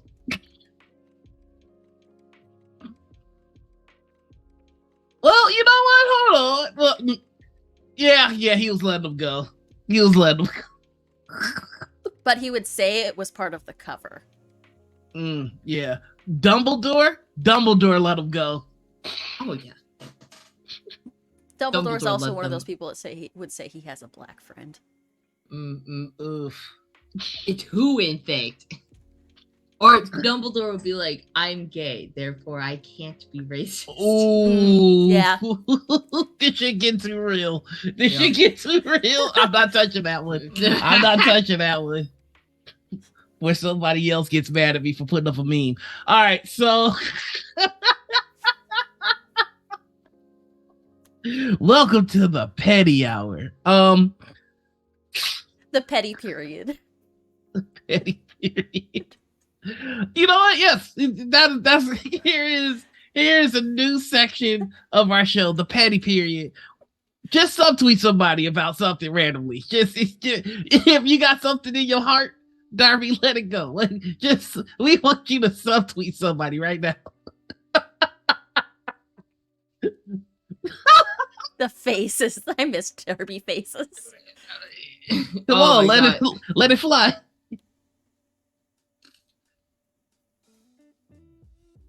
How do you subtweet somebody? All I can think is just, it's not subtext, it's just text. I just did it, and you caught the subtweet. That true? True. Oh man.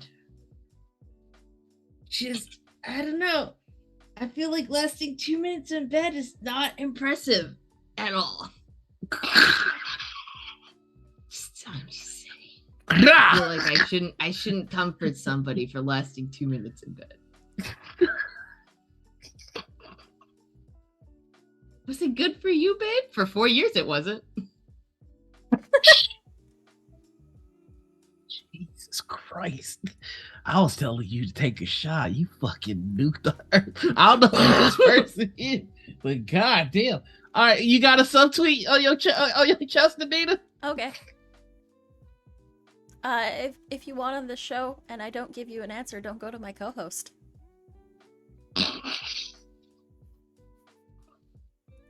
Hoping that the mask presenting person will give you an answer.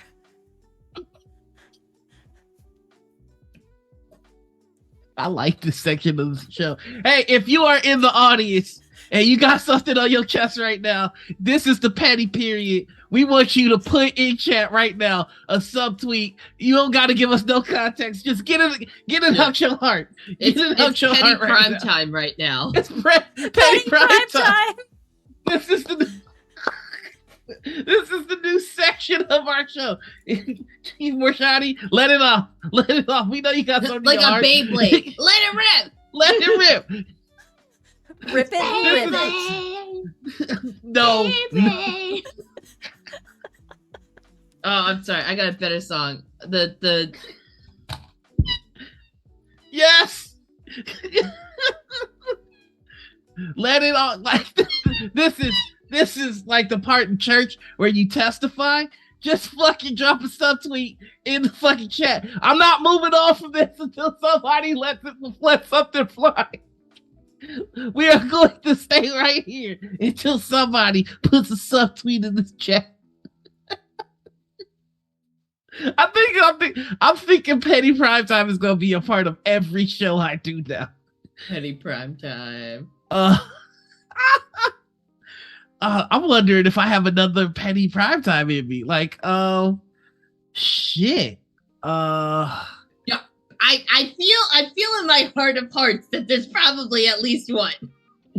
For me? Like that I have? Oh man. I hope he slips and falls down about you. There it is. All right. Brian, I know who that's about. It's rude to talk about my co-host like that. Tired of your shit. I'm out. Hey, there you go. All right. Do I have another one in me? Yeah, I think I do.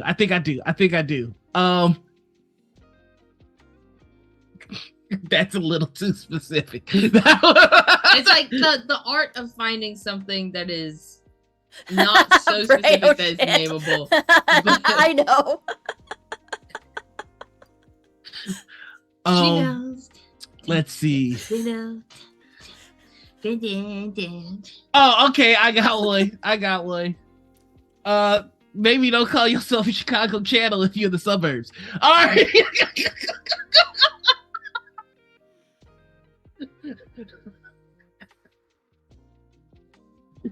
Maybe if your zip code don't start with 606, shut the fuck up. This is the petty prime time period. I've subtweeted somebody. Anita has subtweeted. Darby has subtweeted. If you feel something in your heart that you just can't say, put it in chat. No context. Subtweet. Get it out. You don't get to complain about people not wanting to work with you. If that many people won't work with you after working with you, maybe you're the... Get it out your heart. Testify to the Church of Petty. That's what this fucking show is about. It's about providing a platform for everybody and to let the shit fly. Nikki, you stole mine! God damn!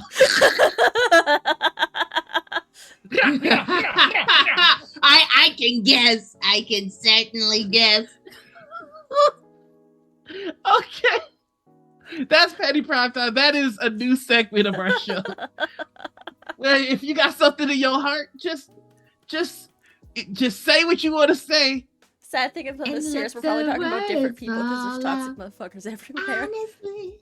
I got another one, but I just... All right, last one for me. I got a lot. I didn't realize I had so much shit in my heart. Motherfucker, the only reason anybody knows you is because of who you date. Maybe shut the fuck up at the table when grown folks is talking.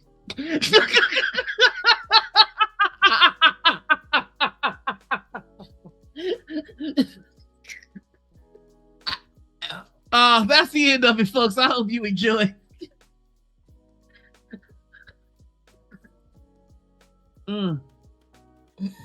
That's delicious.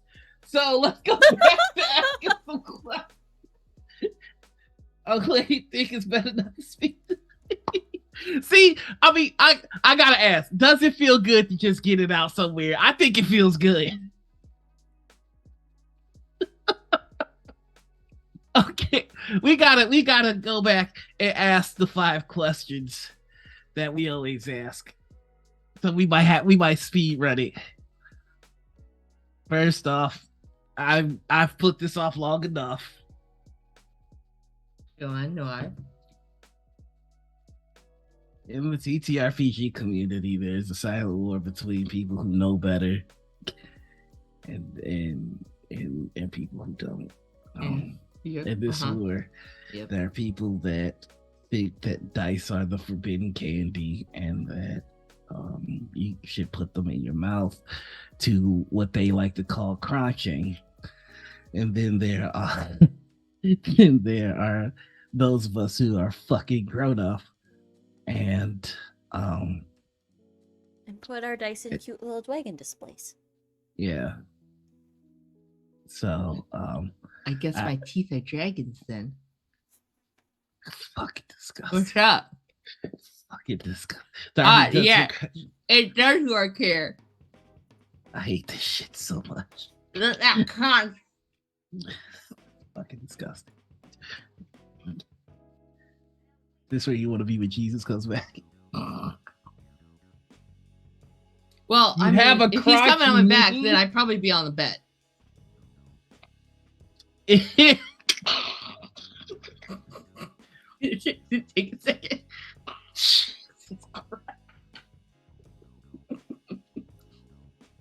How dare it be that cute? It's so good. It is so good. The only thing it's missing is the broken teeth. This is I'm gonna move on from the crunching stuff because we got our answer. It's disgusting. You could choke on that. You think Jesus is slinging in heaven? I think Jesus is crunching in heaven. I'm just because I mean, the whole this is gonna get dangerously close. Well, this is gonna get into religion, but I'm just like the whole point of Jesus coming down was for God to get a perspective of the human experience. And nowhere technically in the Bible does it say Jesus was a virgin. I just say it was a virgin birth. Yeah. The second Right. coming of Christ. So do you think he was slinging? I think he was slinging before he's up in heaven. Slinging left and right. Depends on how good his partner is, if he's having a second, third, or fourth coming. Going to hell. We go into hell with gasoline also. We've lost viewers like this. Welcome back to Morning Rachel. And would you tell Jesus? Depends on if Jesus can weird? last longer than 2 minutes. God. Here we come back to the petty prime time. And I think it takes him about 3 days to reload. Yeah. That's a quotable moment. 3 days to rest. I think we need to get Jesus a Viagra. What the hell? I just caused Noir. I can tell you this. Jesus is really good. That's the first time that's ever happened. Hey, but Jesus is really good at getting pegged. We did lose more viewers He's as a response holy. to that. He has many to fill. Oh my god. And going to hell, jingle, jingle, jingle, jingle. Going to hell, jingle, jingle, jingle, jingle. Someone's gonna slap me with that spell. Like,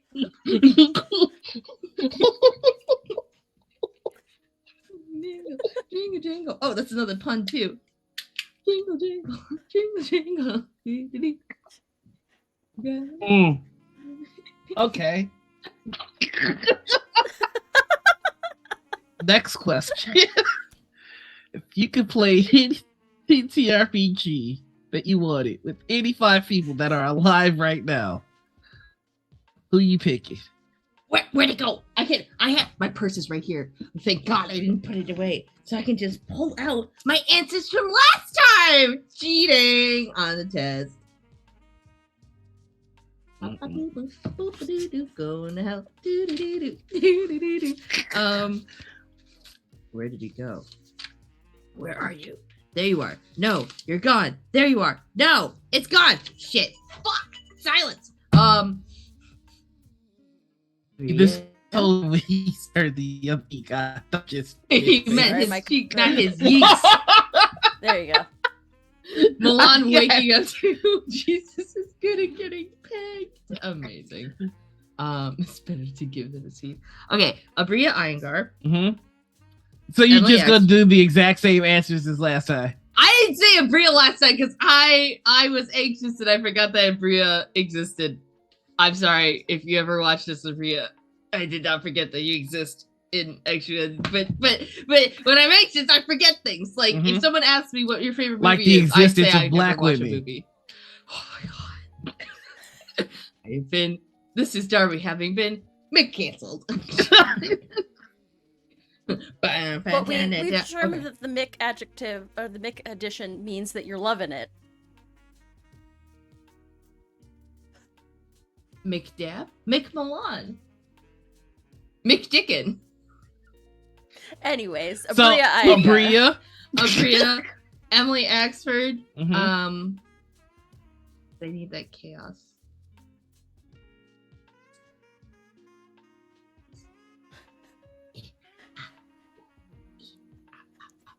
I would like to play in a game with B. Dave Walters because he seems cool. And when I saw him at Gen Con, not that I spoke to him because too cool. Tall. Very tall. Tall. Tall man. Tall man. Well, tall people are better than short people? Is that what you think? No, I just didn't think he'd be that tall because I only see him sitting down. Like, I didn't know anybody had legs.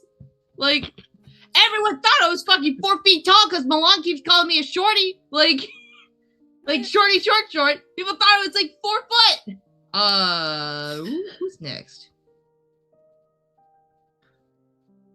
so many cool people. I want to play with Katie. Katie Suarez. Okay. I feel like that's good energy. And then Dylan.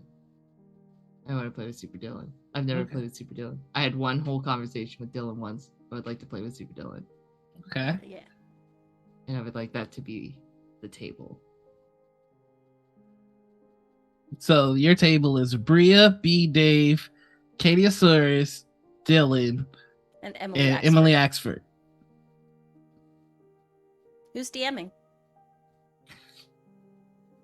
Is it of the 5 people I said, or I have to name somebody else? Well, I mean, it would be up to You 5. picked 5 people, so yeah, that's your 5, and now you have to pick among them who's DMing and what system.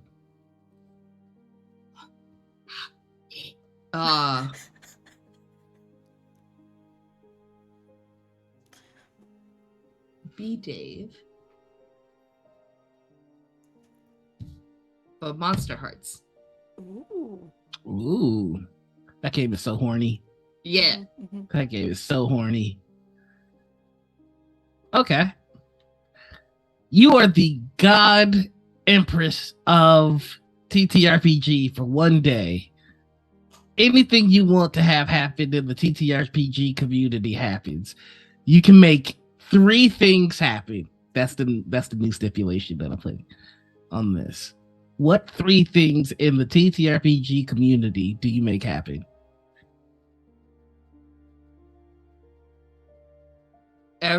All people money. All people get bag.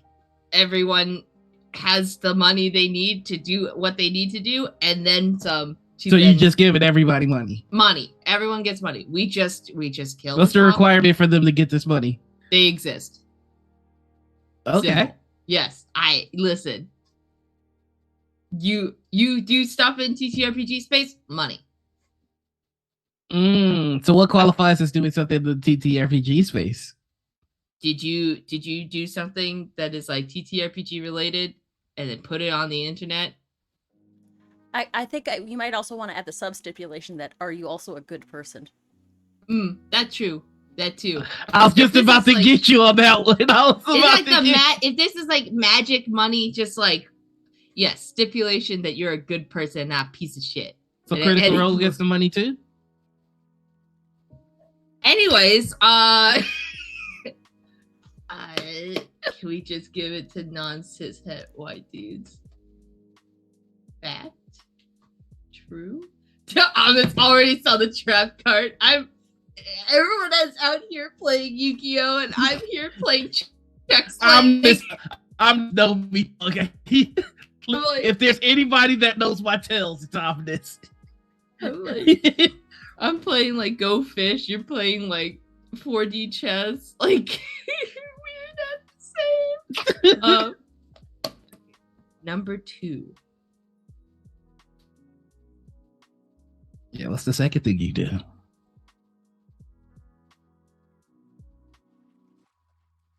wish we could just. I don't know. I know the third thing I want to do. Okay.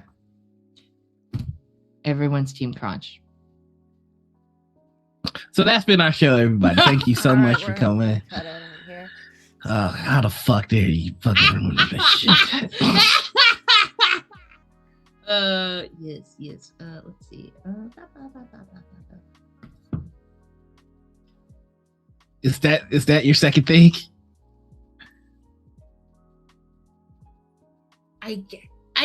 The thought I have in my head is I would like to meet all the cool people I play TTRPGs with, but I hate traveling. So if we could all just have the ability to teleport wherever we want, just bloop, just teleport to hang out or teleport into a studio so we could all play TTRPGs that's magically run by people, so the production always works, tech is always at 100%, nothing ever goes wrong. You pop into this magic studio and you can play TTRPGs with your friends forever. Okay, I like it. Picasso. What's this? I like it. Yeah, I like it. Picasso. All right, It's an art project. now The TTRPG, this is a new question that I'm testing out. The TTRPG community has had various bad actors in it who have withstood what folks would consider canceling. Mhm. But canceling is a broad term that could mean anything from losing followers to getting ratioed online. So I want you to define what canceling should be in the TTRPG community.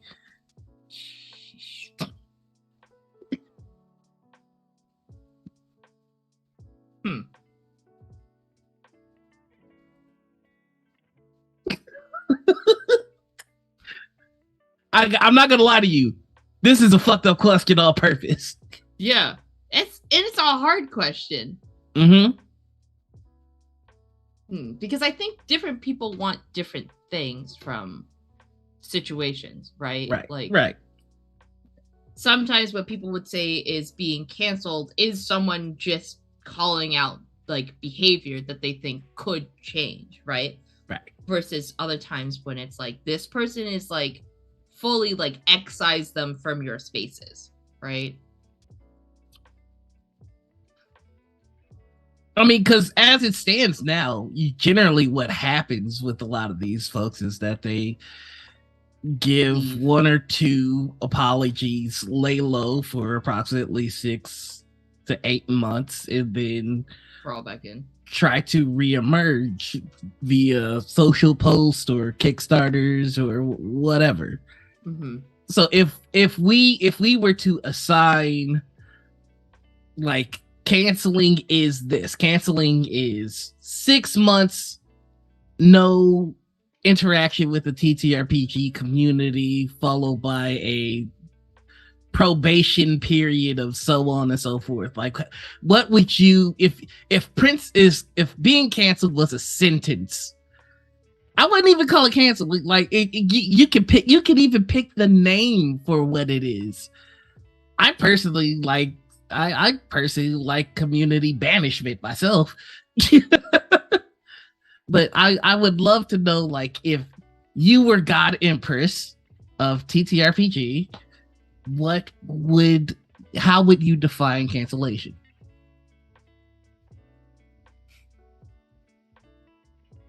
I think cancellation in a broad sense would probably be for whatever time period is deemed you're not doing shit in TTRPG space. You are like working on either restitution for whoever was impacted by your actions, help, like reflection and like actual help on like your issues, and just not being online. But I think if I was God Empress and I could do this rigmarole however I wanted to do it, I'd probably try to set up a system in which I guess really just the people who are impacted by what this person or people did get the full like say on like what they want to happen, right? Right. You know what I mean? Because like, so you would have it as a communal sentencing where everybody gets to have their say as to what occurs to the person that violated the trust of the community. Mm-hmm. I kind of like that. Yeah, because I don't want to, because some people want different things for different people, right? Some people are like, I just don't want them like near me. I don't want to cross spaces. Other people are like, burn them. Both are valid takes and valid reactions to have and valid feelings to have regarding someone who like may have fucked you over professionally, may have done really shitty fucking awful things to you. I think it depends. Yeah. And I also think there's some things that like sometimes I don't know how to say this, that there are some things that people can grow from, like the person who did a shitty thing can grow and become not a shitty person, right? Right. I like to believe that not all shitty people will always stay shitty people. and to that point, you're speaking on something that Michael Wayne in chat just mentioned, which is, doesn't this question go on the idea if you want punitive justice and not for reformative or restorative justice? Which I like. The reason that I asked the question the way that I did is because I want to see when I. This is a question that I intend to ask a lot more people. I want to get a feel for what kind of justice is the TTRPG community looking for when we do come across these kind of bad actors. Do we want restorative justice? Do we want punitive justice? Like, as a community, what do we want? I think it should also be focused a little bit more on the victims and what they want versus what the community as a whole wants, right? Yeah. Well, I mean, obviously. I think, yeah, and focusing on what the victims or people affected or business affected by these actions, I think lends towards is whether they deem this to be a path that someone can redeem from. Oh, hello. Hi, Raiders. A path that someone can come back from, or something you can't. Like, right. I would not let someone who sexually assaulted somebody else back into my space whatsoever. You're fucking done. You're gone. Neo-Nazis, you're fucking done. I don't fucking want you in my space. I don't, like, if you end up being not a neo-Nazi later on in your life, good for you. I'm still going to be holding you at an arm's length. Like, you are welcome to do the things that, like, to grow in the way that you want to grow. But I think people are saying this really, really well online, is you can heal, just not here. Like, you can grow, just not in my space. Grow not at my, like, eat not at my table. You know right. What I mean? So is that to say that there are violations that you believe qualify somebody as someone that can't be trusted in the space ever again? I think so, because I think, well, the constant, was it contradiction of the contradiction of inclusivity is that you do have to be a little exclusive, because you can't just let everybody in. Yeah, because the moment you let a fucking, and this is true of like any space, but for example, like a bar, the moment you let a fucking neo-Nazi in, right? Even if they're a nice neo-Nazi, they're polite, they tip well, whatever. The moment you let a neo-Nazi in, they start letting more of their neo-Nazi assholes in, right? And then suddenly you look around. Bar. Yeah. If somebody shows you their true colors in, like, the nastiest, like, true colors, you cut them out. Like, if they end up growing, they can grow and prove that they've grown, but they can do that elsewhere. And I think that there's some things that you can't come back from, but I'm also not able to say which of those things are someone not able to come back from, because also I've only been here for 2 years, right?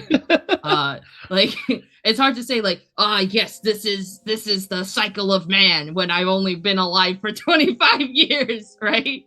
But yeah, I have another question for you, if I may. Yeah. There's a question that I've seen online that I personally wrestle with. So I'd love another perspective, which is, does following equal endorsement? I'm trying. Yes.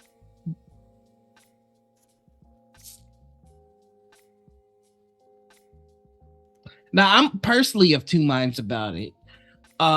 There is strength in followership. Like, that, as much as we like to say that the numbers don't matter, they do. And so bad actors with a large following, generally the larger the following, the easier it is for them to return to some level of prominence or to regain their platform. But then there are others that say that some people follow to keep an eye on the bad actors, which also has its points.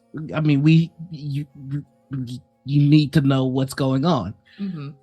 So how do you feel about someone following a known bad actor?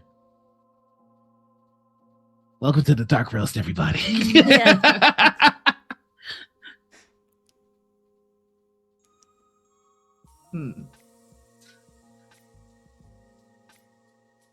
I mean, I have two thoughts on it, I guess. Mhm. At a gallop, if I saw somebody falling, for example, there's that one dude who just like, there's that one guy who makes like TTRPG stuff. He's like Scandinavian. Oh, the murderer? Yeah, dude, the dude who just straight up fucking murdered somebody. Yeah, also a neo-Nazi. Yes. He, like, if I saw somebody following him, that immediately puts up like red flags for me. Mm-hmm. At that point, it would be a question of, do I reach out to this person and ask why? And if they know, that's sort of where I lean. Oh, if this is the first, yeah, he has a Wikipedia page. Yeah, he has a Wikipedia page. Yeah, I think he got banned off of Twitter. Yeah, I think he actually did get perma banned. Yeah, because he said some really fucked up shit. But yeah, like usually that throws up like a flag for me, but then also sometimes people don't see other shit on people's timelines, right? Like sometimes it just doesn't trickle down, or like it's on an account that they don't think about, or you know, if you muted this like account on Twitter, for example, then and you stop thinking about that person, why would you go back and check that Twitter to then see, oh, am I following them? You know what I mean? Right. There's like a lot of different like little factors here. Mm-hmm. And the algorithm doesn't even show you everything that someone you follow says, right? Yeah. 9 times out of 10. I can attest to that shit. There's like so much shit that I'm like, I did not know that, because it just never came across my timeline. And it's not because I don't check Twitter, and I try to keep up to date with like stuff that's happening, right? Because I gotta. But even Twitter is not friendly towards like telling you everything that's happening, especially if you start following like lots of people. You know what I mean? Yeah. Like, so that being said, if you come across somebody and you see that they're following questionable people, that automatically puts you in a bit more of a defensive posture, you would say. And then it's like, is this how many of these like bad actors would I like, do I track them following? Because like there was somebody I followed like back in like the beginning of like TTRPG when I was being in the space, that it was like a when I was doing the podcast, they were like also podcasts, we were following each other. And then as I'm seeing like, you know, don't follow this person, neo-Nazi, this, that, and these bad actors, I kind of kept clocking this account following all of kind of these bad actors, even after everyone like left. And it it went from like 1 to like 6. And I was like, there's a pattern. Yeah, there's a pattern. And then it's also, not only are they following, are they interacting with the posts? Like, are they interacting with this person's like content? Because if they're not interacting with that content, then maybe they just, you know, don't see it, which is a thing. But then if they're interacting with it, then that starts to throw up like another like red flag of like, like it's just kind of like, I think I guess the end of, no, go ahead. Yeah, I think that the end of the statement, or the TLDR, is I think it's more than just following it. Like, you kind of have to gauge also engagement and like action. There are a lot of steps to definitely curating your who you're following and who's following you, sort of deal. Well, that brings us to this next question, which is, there are those in our space that have the practice of, if you follow this person, unfollow me. So with the nuance that we've kind of discussed about, you know, it's not just about following, it's about engagement. Mm-hmm. What do you think of this particular tactic to, I don't know, to better the community? Do you think that this is like maybe an overstep, or is this something that you kind of understand for each person personally? I think I lean towards the each person personally, but also like it kind of ties back to what I was talking about with like the cancellation thing. Everyone wants something Different. different. And some people want their space curated. Like you know, even sometimes when Twitter's not very good always with muting. Like there are times when there's people I don't want to see that I've muted and they still pop up on my timeline. When they get retweeted by someone else sometimes. Yeah. Quote tweeted, retweeted. Right. Because then sometimes like tweets don't load, and sometimes that's because Twitter's not loading. But also sometimes it's because I have muted somebody or blocked somebody and it just is then showing me that it's there. And yeah, I just think kind of ties back. Everyone's different and wants different things. I think that if you're the sort of person who just when something happens with like somebody does something and it starts coming out what they did and people are talking about it and people going like, this is not somebody you should work with, this is not somebody you should interact with. If some people are like, unfollow me if you follow this person, I think that's, if that works for them, then that works for them. I use it as like a broad switch method. It's like for the most part, some of the people are like, yeah, they're pretty fucking bad. Like, yeah, I don't want to follow any Nazi. I think I like what Sphinx brought up in chat. I think it's to each person to decide on. You don't need to interrogate every person on who they're following. Like, you can keep an eye on them, but if you want, but I don't want anything to do with them. And then if you followed someone like 10 years ago and then forgot about them and muted them at some point, you might not realize that you follow that person, especially when you're following like thousands of accounts. Exactly. Yeah. And Twitter doesn't exactly make it easy to like go through your follower count if you're just like scrolling through who you follow and not like looking up specific people, right? Then it's like a lot harder to look up. I think I've gotten into the practice of every couple months, I look at who I've muted over time, and if I've muted them for like a certain amount of time, I just unfollow the account. I'm like, I probably just don't want to hear what you have to say anyways. Yeah. Like I made my own like for me and myself alone Discord server where I keep track of like, because I can't remember all the people like I've muted because I said something that I was like, this is kind of weird, or blocked, right? I don't remember why. So I usually just put their Twitter and then why I blocked or muted them, and then I go back and evaluate. That's actually a really clever idea. To actually like put down the reason. Darby, you take notes on everything. I do take notes on a lot of stuff. What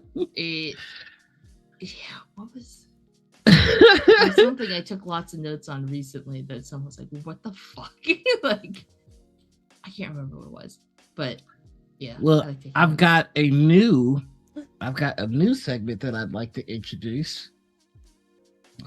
We often talk about that guys on this show. We recount their stories. We codify and catalog them.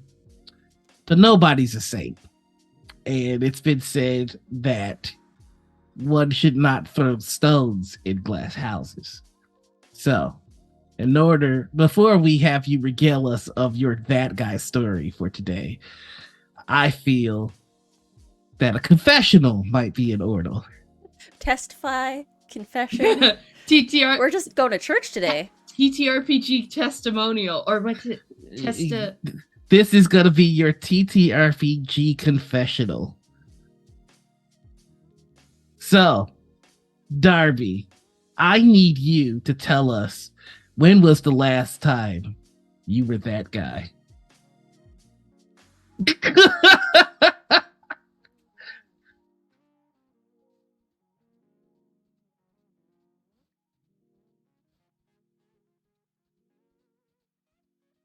I think I tend to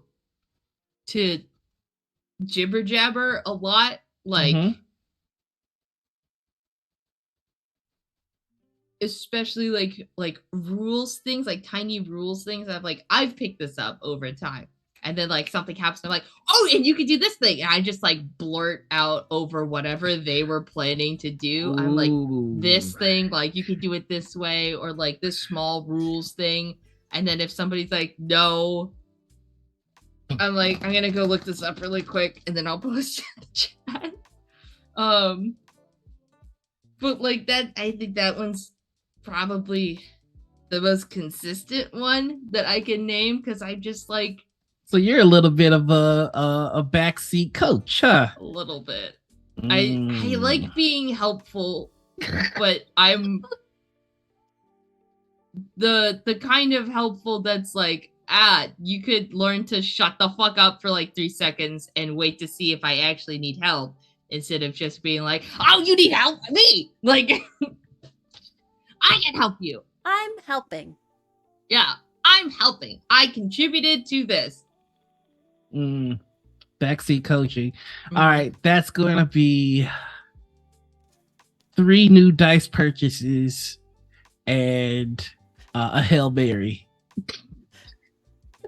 Like, I have to purchase dice for someone, or I purchase dice for myself? You purchase dice for yourself, and you cannot crotch them. These are your 3 uncrotchable dice forever. Forever and ever, amen. And a Hail Mary. And a Hail Mary. What's a Hail Mary? It's where you drink a Bloody Mary, but it's gotta be spicy. It's a HELL Mary, not Hail Mary. I see. I see. Hail Hail Mary. Yeah, yeah. Do I put one of those peanuts in the glass? Yep. That peanut is fucking gnarly. Yeah, and I'm so sorry. You ruin lives. Oh, I'm so sorry. I actually want like a good Bloody Mary right now too. I want a mimosa. So that is your penance. Now that we've gone through that, if you've been in the tabletop community long enough, you've probably had the displeasure of playing at a table with that guy. If you don't know what that guy is, that is a veritable black hole of fun at the table. Someone, if they were yeeted into the sun, your experience at the table would increase tenfold. So, Darby, bunch of possums. The collection of possums that is Darby. Tell us you're that guy story. Finally. Wow, captions did me dirty there. The first time I came onto the show, I had none. Now I have one. I've gone from none to one. My that guy story is I was seeing this person. We were doing the romantic styles during the beginning of the Panini. I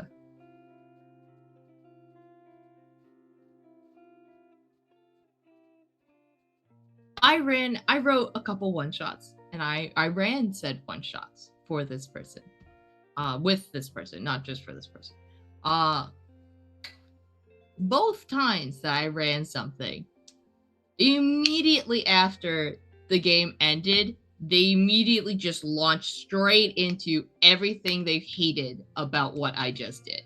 They're like, I felt like this was wrong. I felt like this, that, the other. This was like not okay, blah, blah, blah. Just like boom, bam, bing. Kept hitting me one after the other. The first time I was like, okay, that kind of hurts a little bit. The second time, it really irked me. Because the second time, I created pre-generated characters for everyone, right? I gave them their character sheets. They're like all level 5. They're not for D&D, right? Not super complicated. I said you can read over your character sheet, so on and so forth. This one shot isn't going to expect a lot of combat, except one situation that you can choose to be in combat, or if you want to start a fight, which is up to you, right?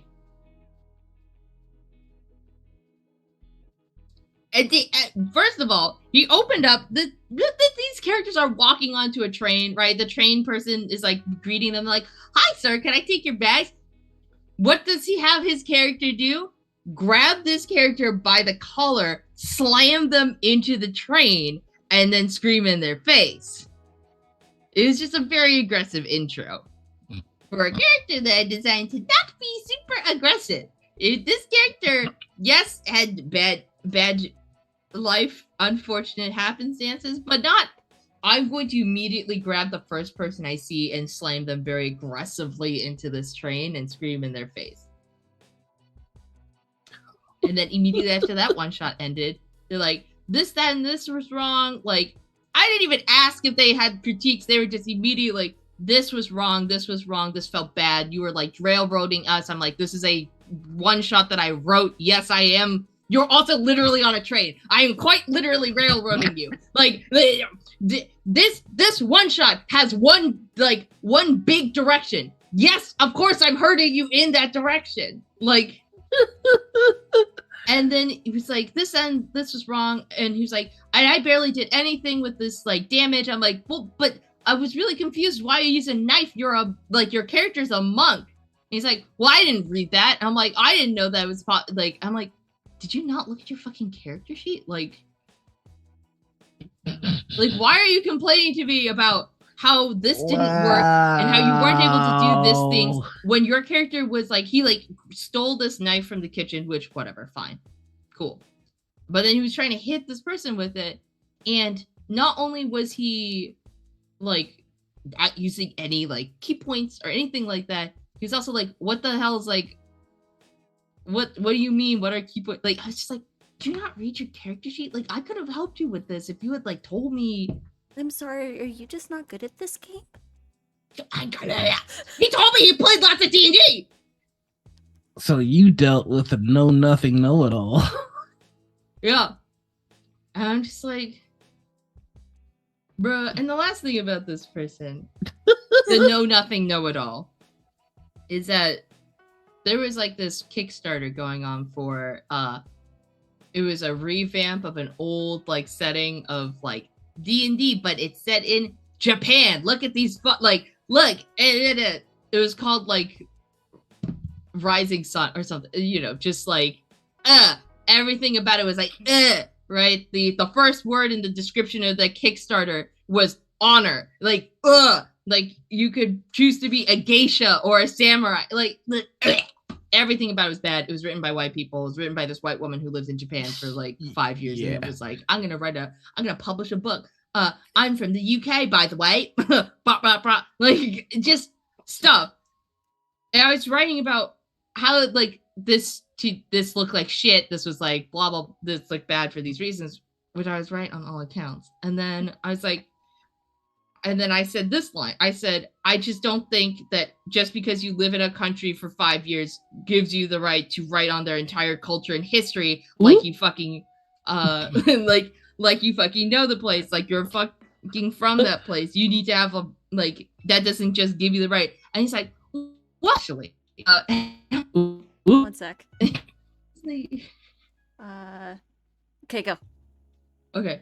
He said, well, actually, I just think you're wrong for like these reasons. And I'm like, bro, did you just fucking actually me on I think that white people should not write about cultures they do not understand? Like, is that what you want to fucking mansplain to me? Like, I went on this whole like diatribe of like, oh, like for this reason, like there's this one guy who like does like ukiyo-e art and he's like been practicing for 28 years. He's helping keep the art alive. I'm like, I'm not talking about him. I'm talking about this pasty white British lady who moved to this country, moved to Japan, lived there for like 4 years, and then wrote garbage that was racist and shitty. Like, these are not the same people, and you're upset about this because you want to live in Japan because you're a weeb.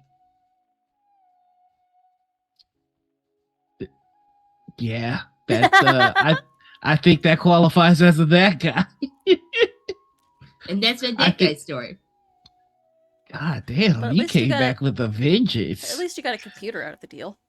At least I got a computer out of the deal. I finessed that guy for building my computer. Restitution. Like, yeah, restitution. Like, built me this baby that I'm talking to you on right now. Like, I love that he built a computer that you will ultimately use to talk shit about him. That's poetic in some way. Hell yeah, it is. You know, it occurred to me that we had you confess your sins before you told us your that guy story. I feel like Anita should also confess. My TTRPG sins? Yes. Very similar to Darby. I think I'm helping, but I'm not. Okay, this can't become the standard confessional, you fucks. How is the standard confession when we're the first two to confess such a thing? Much. If people follow after us, then why are we the ones getting the stones thrown at us? I'm just saying this has very strong what's your greatest flaw? I work too hard interview question. All right. Come on. Noir, come on then. Then a great leader leads by example. So tell us your I'll confess. I'll confess. Confess your sins. Listen. I get high before games, maybe too much sometimes. And that has an effect. One, I'm either very exuberant if I'm having a fun time, or sometimes, rarely, but sometimes they have happened, I will fall asleep a little bit. Oh, I do have another confession. That does actually remind me of another confession. So I'm gonna show y'all how to do this confessional thing. All right. See, this would have been helpful if you did it before. Now I'm gonna learn y'all something. Allow me to confess another sin that I have. This rarely. Rarely, I don't fall asleep all the time. Listen. If I fall asleep, it's usually not because I'm tired. It's usually because I'm not having a good time. And I can. There's one thing that will probably ensure that I fall asleep in your game. I understand that GMs have a lot to juggle. One of the things that is an instant turnoff for me is a GM that is unaware of time management. I feel like time management is one of the essential parts of being a GM, meaning that time should be divided as evenly as possible between players. That's how you get your rhythm. So if somebody is in the midst of doing something and everybody else is just kind of in the background, they should have a feeling of when the camera's going to come back to them. If I am in a game with a GM that doesn't quite master the time management thing, and like focus on somebody for like an hour and a half or 2 hours, this has happened to me before, where I've been in a game where for like 2 hours pass and I haven't done anything, I will probably fall asleep. Now, the whole 2 hours thing I can forgive if my character also has that same amount of time, but I've been in games where it's just like 2 hours pass. Oh, right. You're at the table. What does your character do? Okay, there's your 5 minutes. 2 more hours back to everybody else. I will fall asleep in that game, guaranteed. I was once in a game where for a whole human year, my character's backstory did not get touched on a single fucking time. In fact, we spent one whole year on 1 to 2 people's backstories total. Everyone else was on the wayside. We played every week for a year. And the most insulting part If I can walk away, have dinner, and come back and it's still my turn, I won't be coming back to the table. Honestly, I was in a game where I swear to God, I watched 2 whole episodes of My Hero Academia, and it still wasn't my turn. Oh God, I had a person, and I like this person a lot. And sorry if you ever end up seeing this, but also I really hope you don't. Who literally scripted out everything that we were doing for the session. Like they were writing like 10,000 to 20,000 words worth of scripting, and near the end of the game started handing us scripts for I ain't never heard no shit like that. At that point, just write a novel. I liked that game a lot, but at that point I started checking out, and that ties back to my sin. If I don't feel, if I for whatever reason am not feeling engaged, that could be because of what's happening in the game, or because I as a person am just like checked out that day. I will check out, like just nothing's happening in there. Like I'll listen, but I'm not like listening. I'll like hear but not listen. Like I feel like there's three phases of checking out, and my confession is that I will full on hit the third one. The first one is like distracted, where you're like, I'm doing something else. I can still hear the story. I hear the beats that's coming on, but like I'm also on Twitter doing my thing. Then there is the name tag. I call it name tag because I don't hear anything anybody at the table says except my name or my character's name. And then there is the third level of checked out, which is asleep. And that is the one that I hit. If it's been 2 hours or 2 episodes of my Hero Academia and like literally nothing happens with me. Okay, I think I got my sin. Okay. If I'm not having fun at your table, sometimes I'll just make my own fun.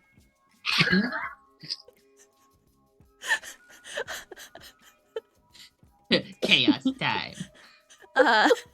If I'm not having fun at your table, sometimes I'll just take the plot in a different direction from you. I'll go a place you won't expect.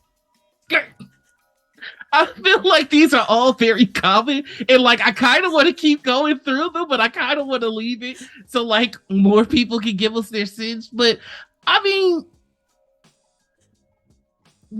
we're all giving examples of what I feel are like justifiable sins. So I'm gonna give another sin, just so I want us to get the flavor of like not trying to make ourselves look like the good guy in this scenario. So here's my unjustifiable sin. All right. In most games, I won't act on it, but I will do it. I've probably tried to figure out how my character could kill every character at the table. Like a lot of times I won't act on it, but I will kind of go through it. Like if it gets to that point, how do I kill this person, that person, and this person? It's not a good thing to do. It's not, but that it's honest. I'm being honest. I put a lot of thought into it. Oh, noted. More shoddy, my sin. I'm an incredibly selfish player. I want the spotlight on me all the time.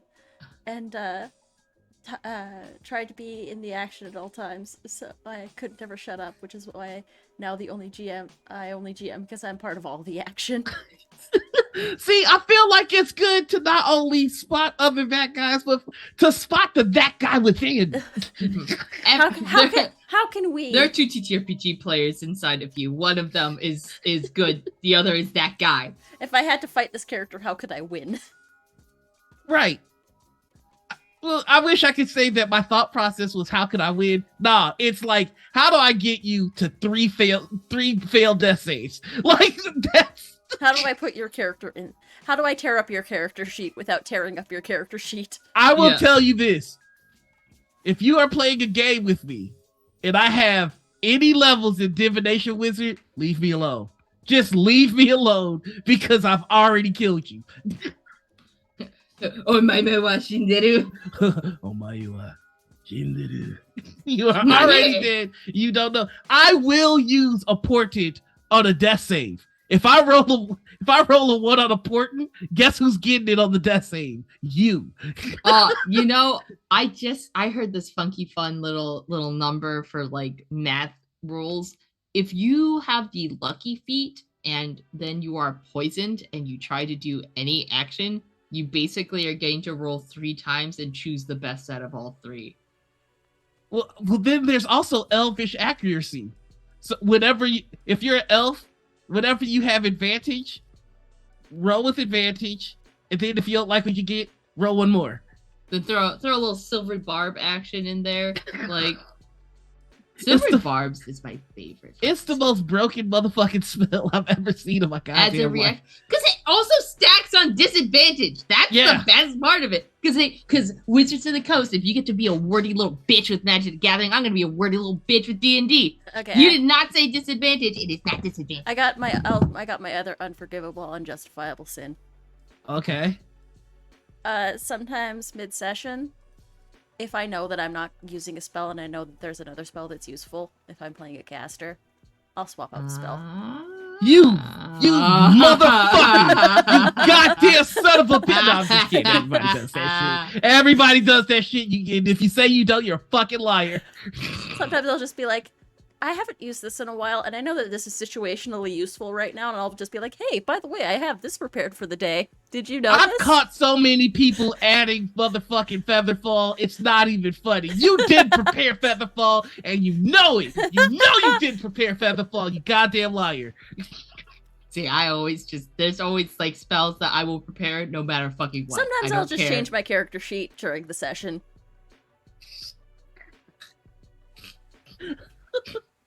Well, that's been a continuation. Here's an unforgivable sin of mine. Okay. Sometimes I will, depending on who it is and the situation, sometimes purposefully be obtuse with the reading of a certain skill or spell to see if I can get away with it. Just like, oh, yeah, just beasts in general.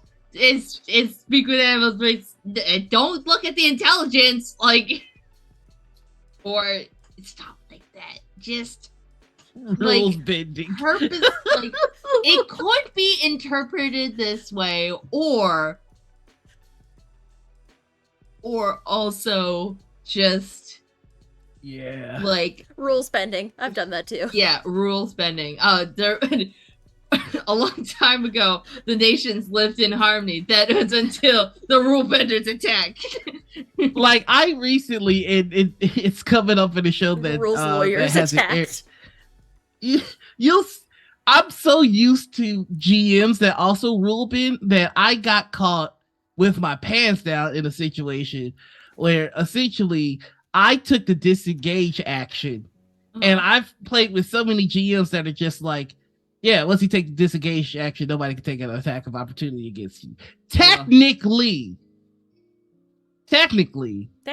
that's not exactly how disengage works. Mm-hmm. Disengage says movement can't trigger an attack of opportunity. Yep.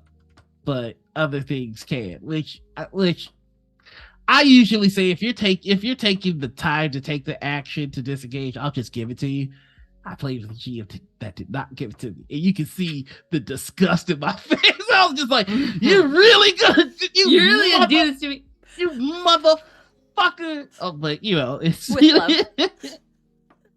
Yeah, but yeah, rules bending. The four cardinal sins: rule lawyer, rule bender, like dice, like number fudging, raw. And like. What the fuck else? Dick. Like raw rock and Rob. Are you raw? Are you rock? Or are you Rob? What's Rob? Rob is just rule bending. I just put an O in there. Oh, yeah.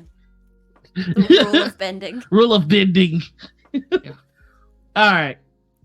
So that's been our confessional And our that guy segment. and our that guy segment. I think we're just about getting ready to land the plane on this episode. I think we should end it on one more period of petty prime time. I feel like everybody, including the audience, if you got something on your chest, that's the time to subtweet it.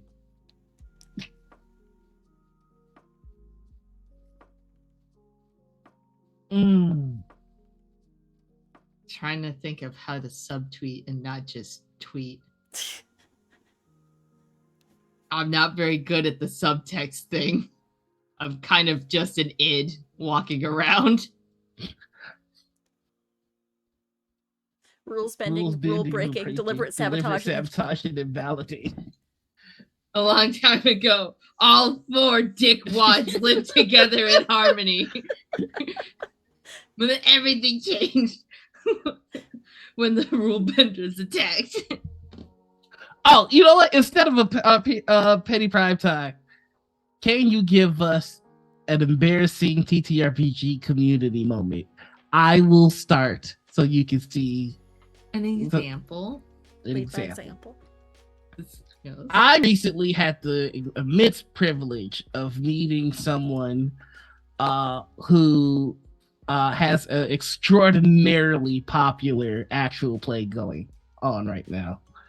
And I had a conversation with them, and I had not seen what at the time was the latest actual play that they were involved in. And we were around a bunch of people, and everybody was talking about it, and I pretended that I had seen it. And it was very quickly found out that I had not seen it. And honestly, I had no intentions of ever watching it. When I tell you that this person is extraordinarily popular, I'm trying to... You're trying to say without saying. Like... Right. When the number of people that watch their show is in the 100,000s. Okay, I have an idea who this is. And give a letter? No. Buy a vowel. No, I can't, because if I give you a letter, you'll know. Well, if you give the chat a letter, they'll take a mile. Like, I will say, like, and they were cool about it. They laughed because they're a cool ass person. But it was one of those moments where I wish I could eject myself out of my body. Okay, fuck it. It was a Dimension 20 show. Yeah, okay, I thought so. I think I know exactly who it is. Okay, and I fucked up real bad because I just was not interested in that season. But everybody was talking about it, and it was just like, Noir, le gars. And not only was the person that GM there, but like 2 cast members as well. And I'm like, oh no. Oops. Oopsie doodle. I did a whole fucking wucky. So yeah, that's the level of stories we're looking for as our sign off. So if you have any embarrassing TTRPG moments, that you never get talked to your wife. I got one. Anita was there to witness this. Okay. Because Anita bailed me out on this one. Yeah. There was somebody at Gen Con that I was like, oh, for sure you 2 know each other. Like, no. You were so lucky.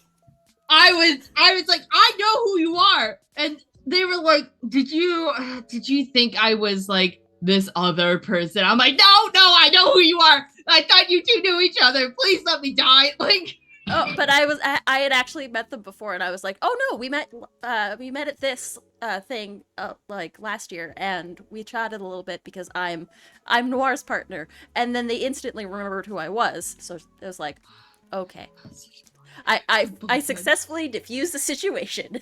yep. You out here using my name to save other motherfuckers. Listen, I had to. This is my cardinal sin, unforgivable. I had to invoke the name of Noir. What kind of horse shit is this? Where I'm here to save people's lives? Ain't nobody saved me. I was out there alone, embarrassing myself in front of Division 20. Ain't nobody invoke shit to save me. You invoke.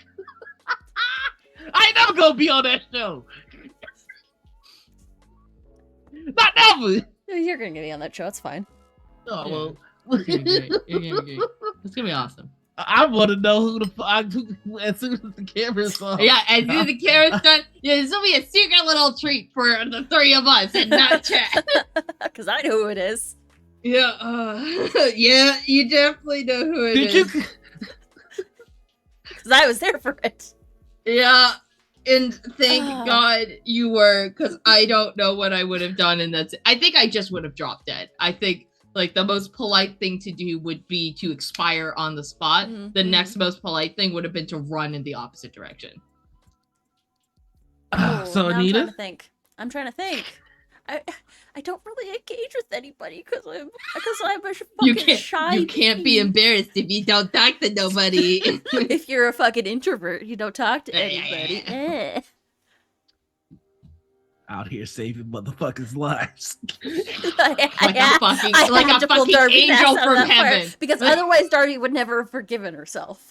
Oh no, I still don't. myself. I had to cushion the blow at least a little bit. Shit.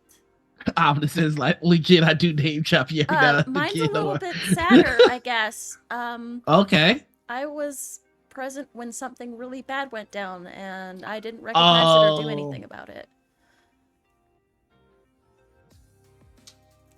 Way to bum us all. Sorry, that's me. I bum people out about shit. We said embarrassing. God damn. No, mine's sad.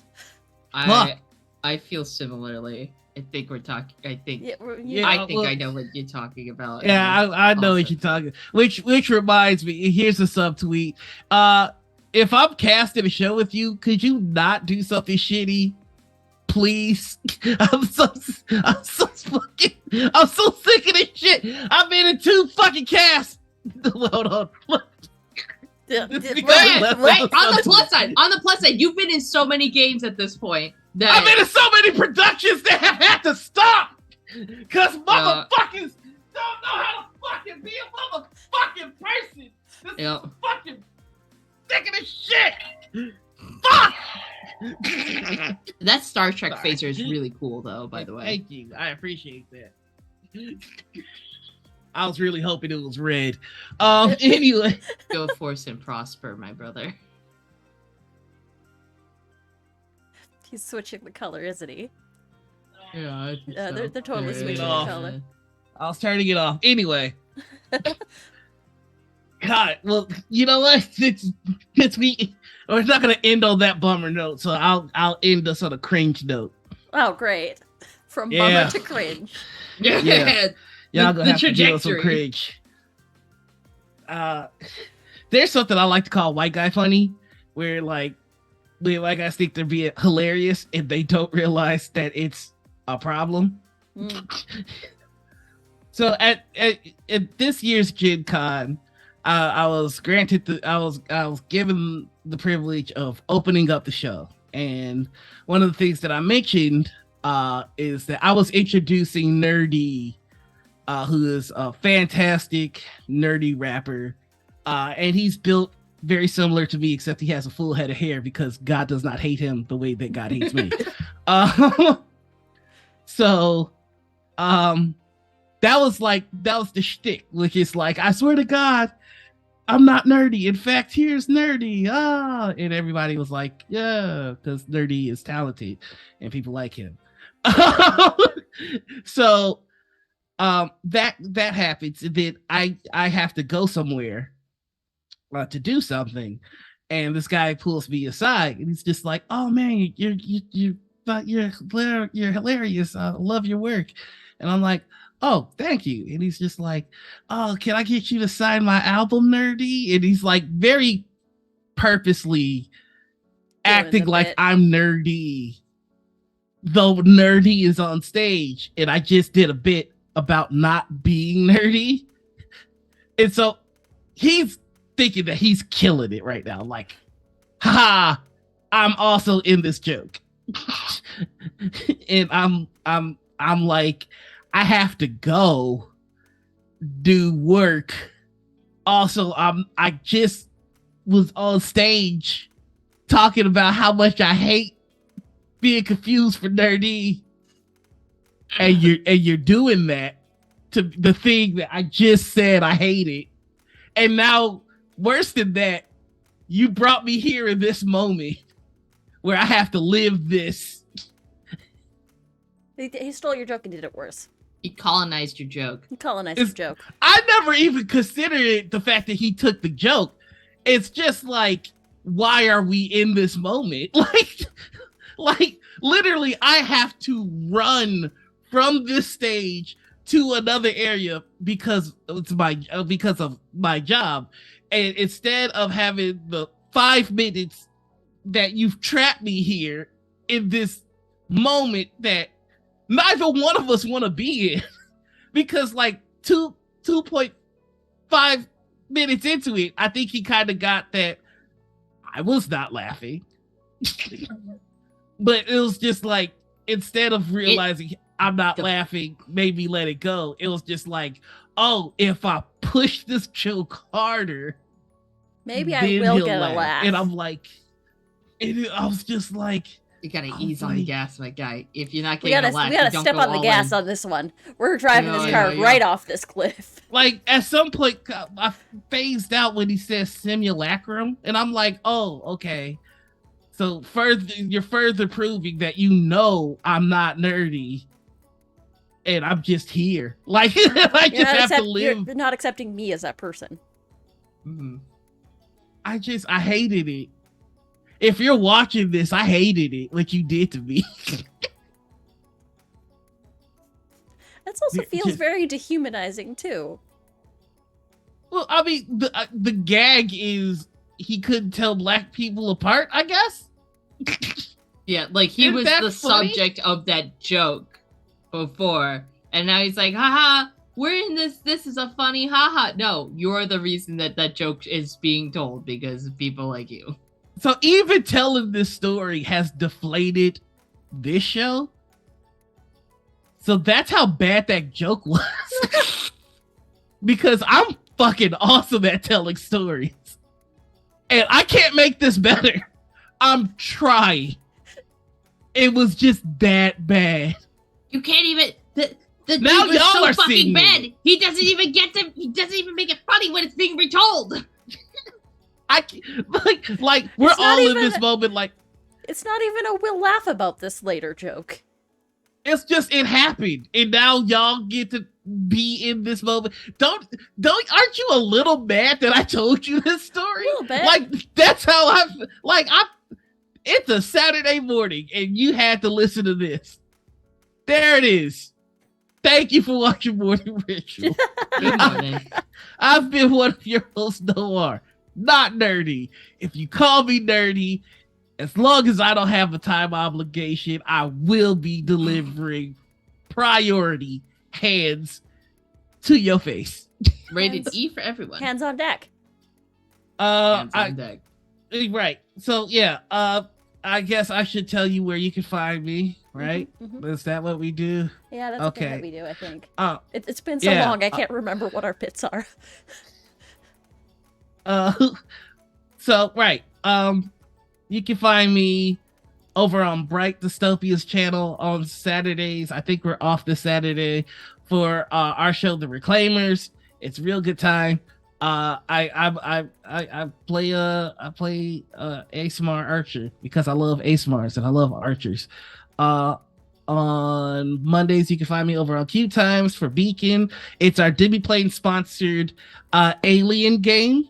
It's a really good time, really fun cast. Really would appreciate y'all showing love to us so that Demi Plane will continue to sponsor us.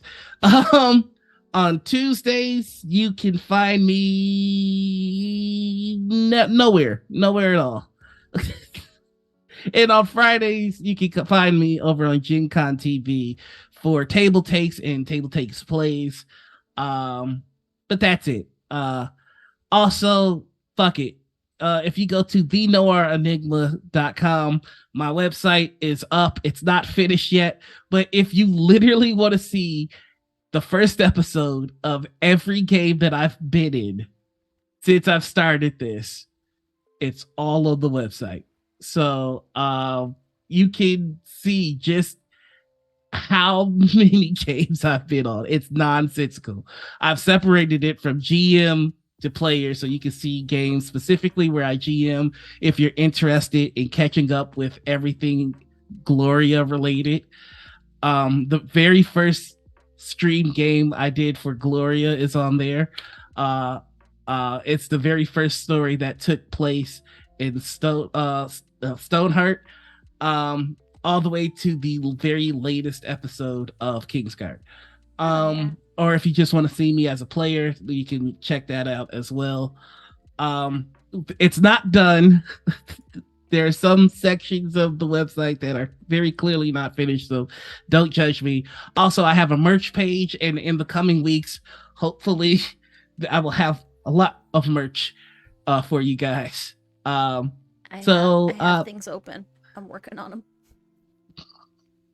Well, yeah. Listen, we need money. So help me, please. And that's everything for me. I will be putting up my schedule on the website so you can find out what I'm up to. But yeah, there's that. Ha! I guess that's me. Hi, I'm Anita. You can find me here on Saturdays for morning ritual, and then sometimes on Fridays you can find me over on Table Takes and Table Takes Game Night. I was on Table Takes last night. It was fun. And then I played Velma with anger issues on game night in our Scooby-Doo game. Nice. And other than that, I am planning on coming back with some shows so we can get back into like actual plays and TTRPG content. I'm just getting into it a little slowly because I'm baby and I need to start easing myself into things again so I can get back into a habit. I'm coming out with a new show called Solo Act, and it is where I play a solo TTRPG. So you might see Darby's game on there maybe in the coming little bit. Other than that, I'm not really doing any other games or shows, and I should probably get back on that. And last but certainly not least, I'll throw it over to our guest.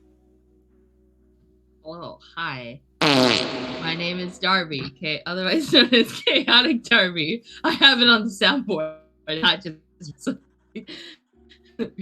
crazy reverb on that ripping ass. You gotta just someone said flatulent story. Michael Wayne said flatulent story, so I just decided to throw one in.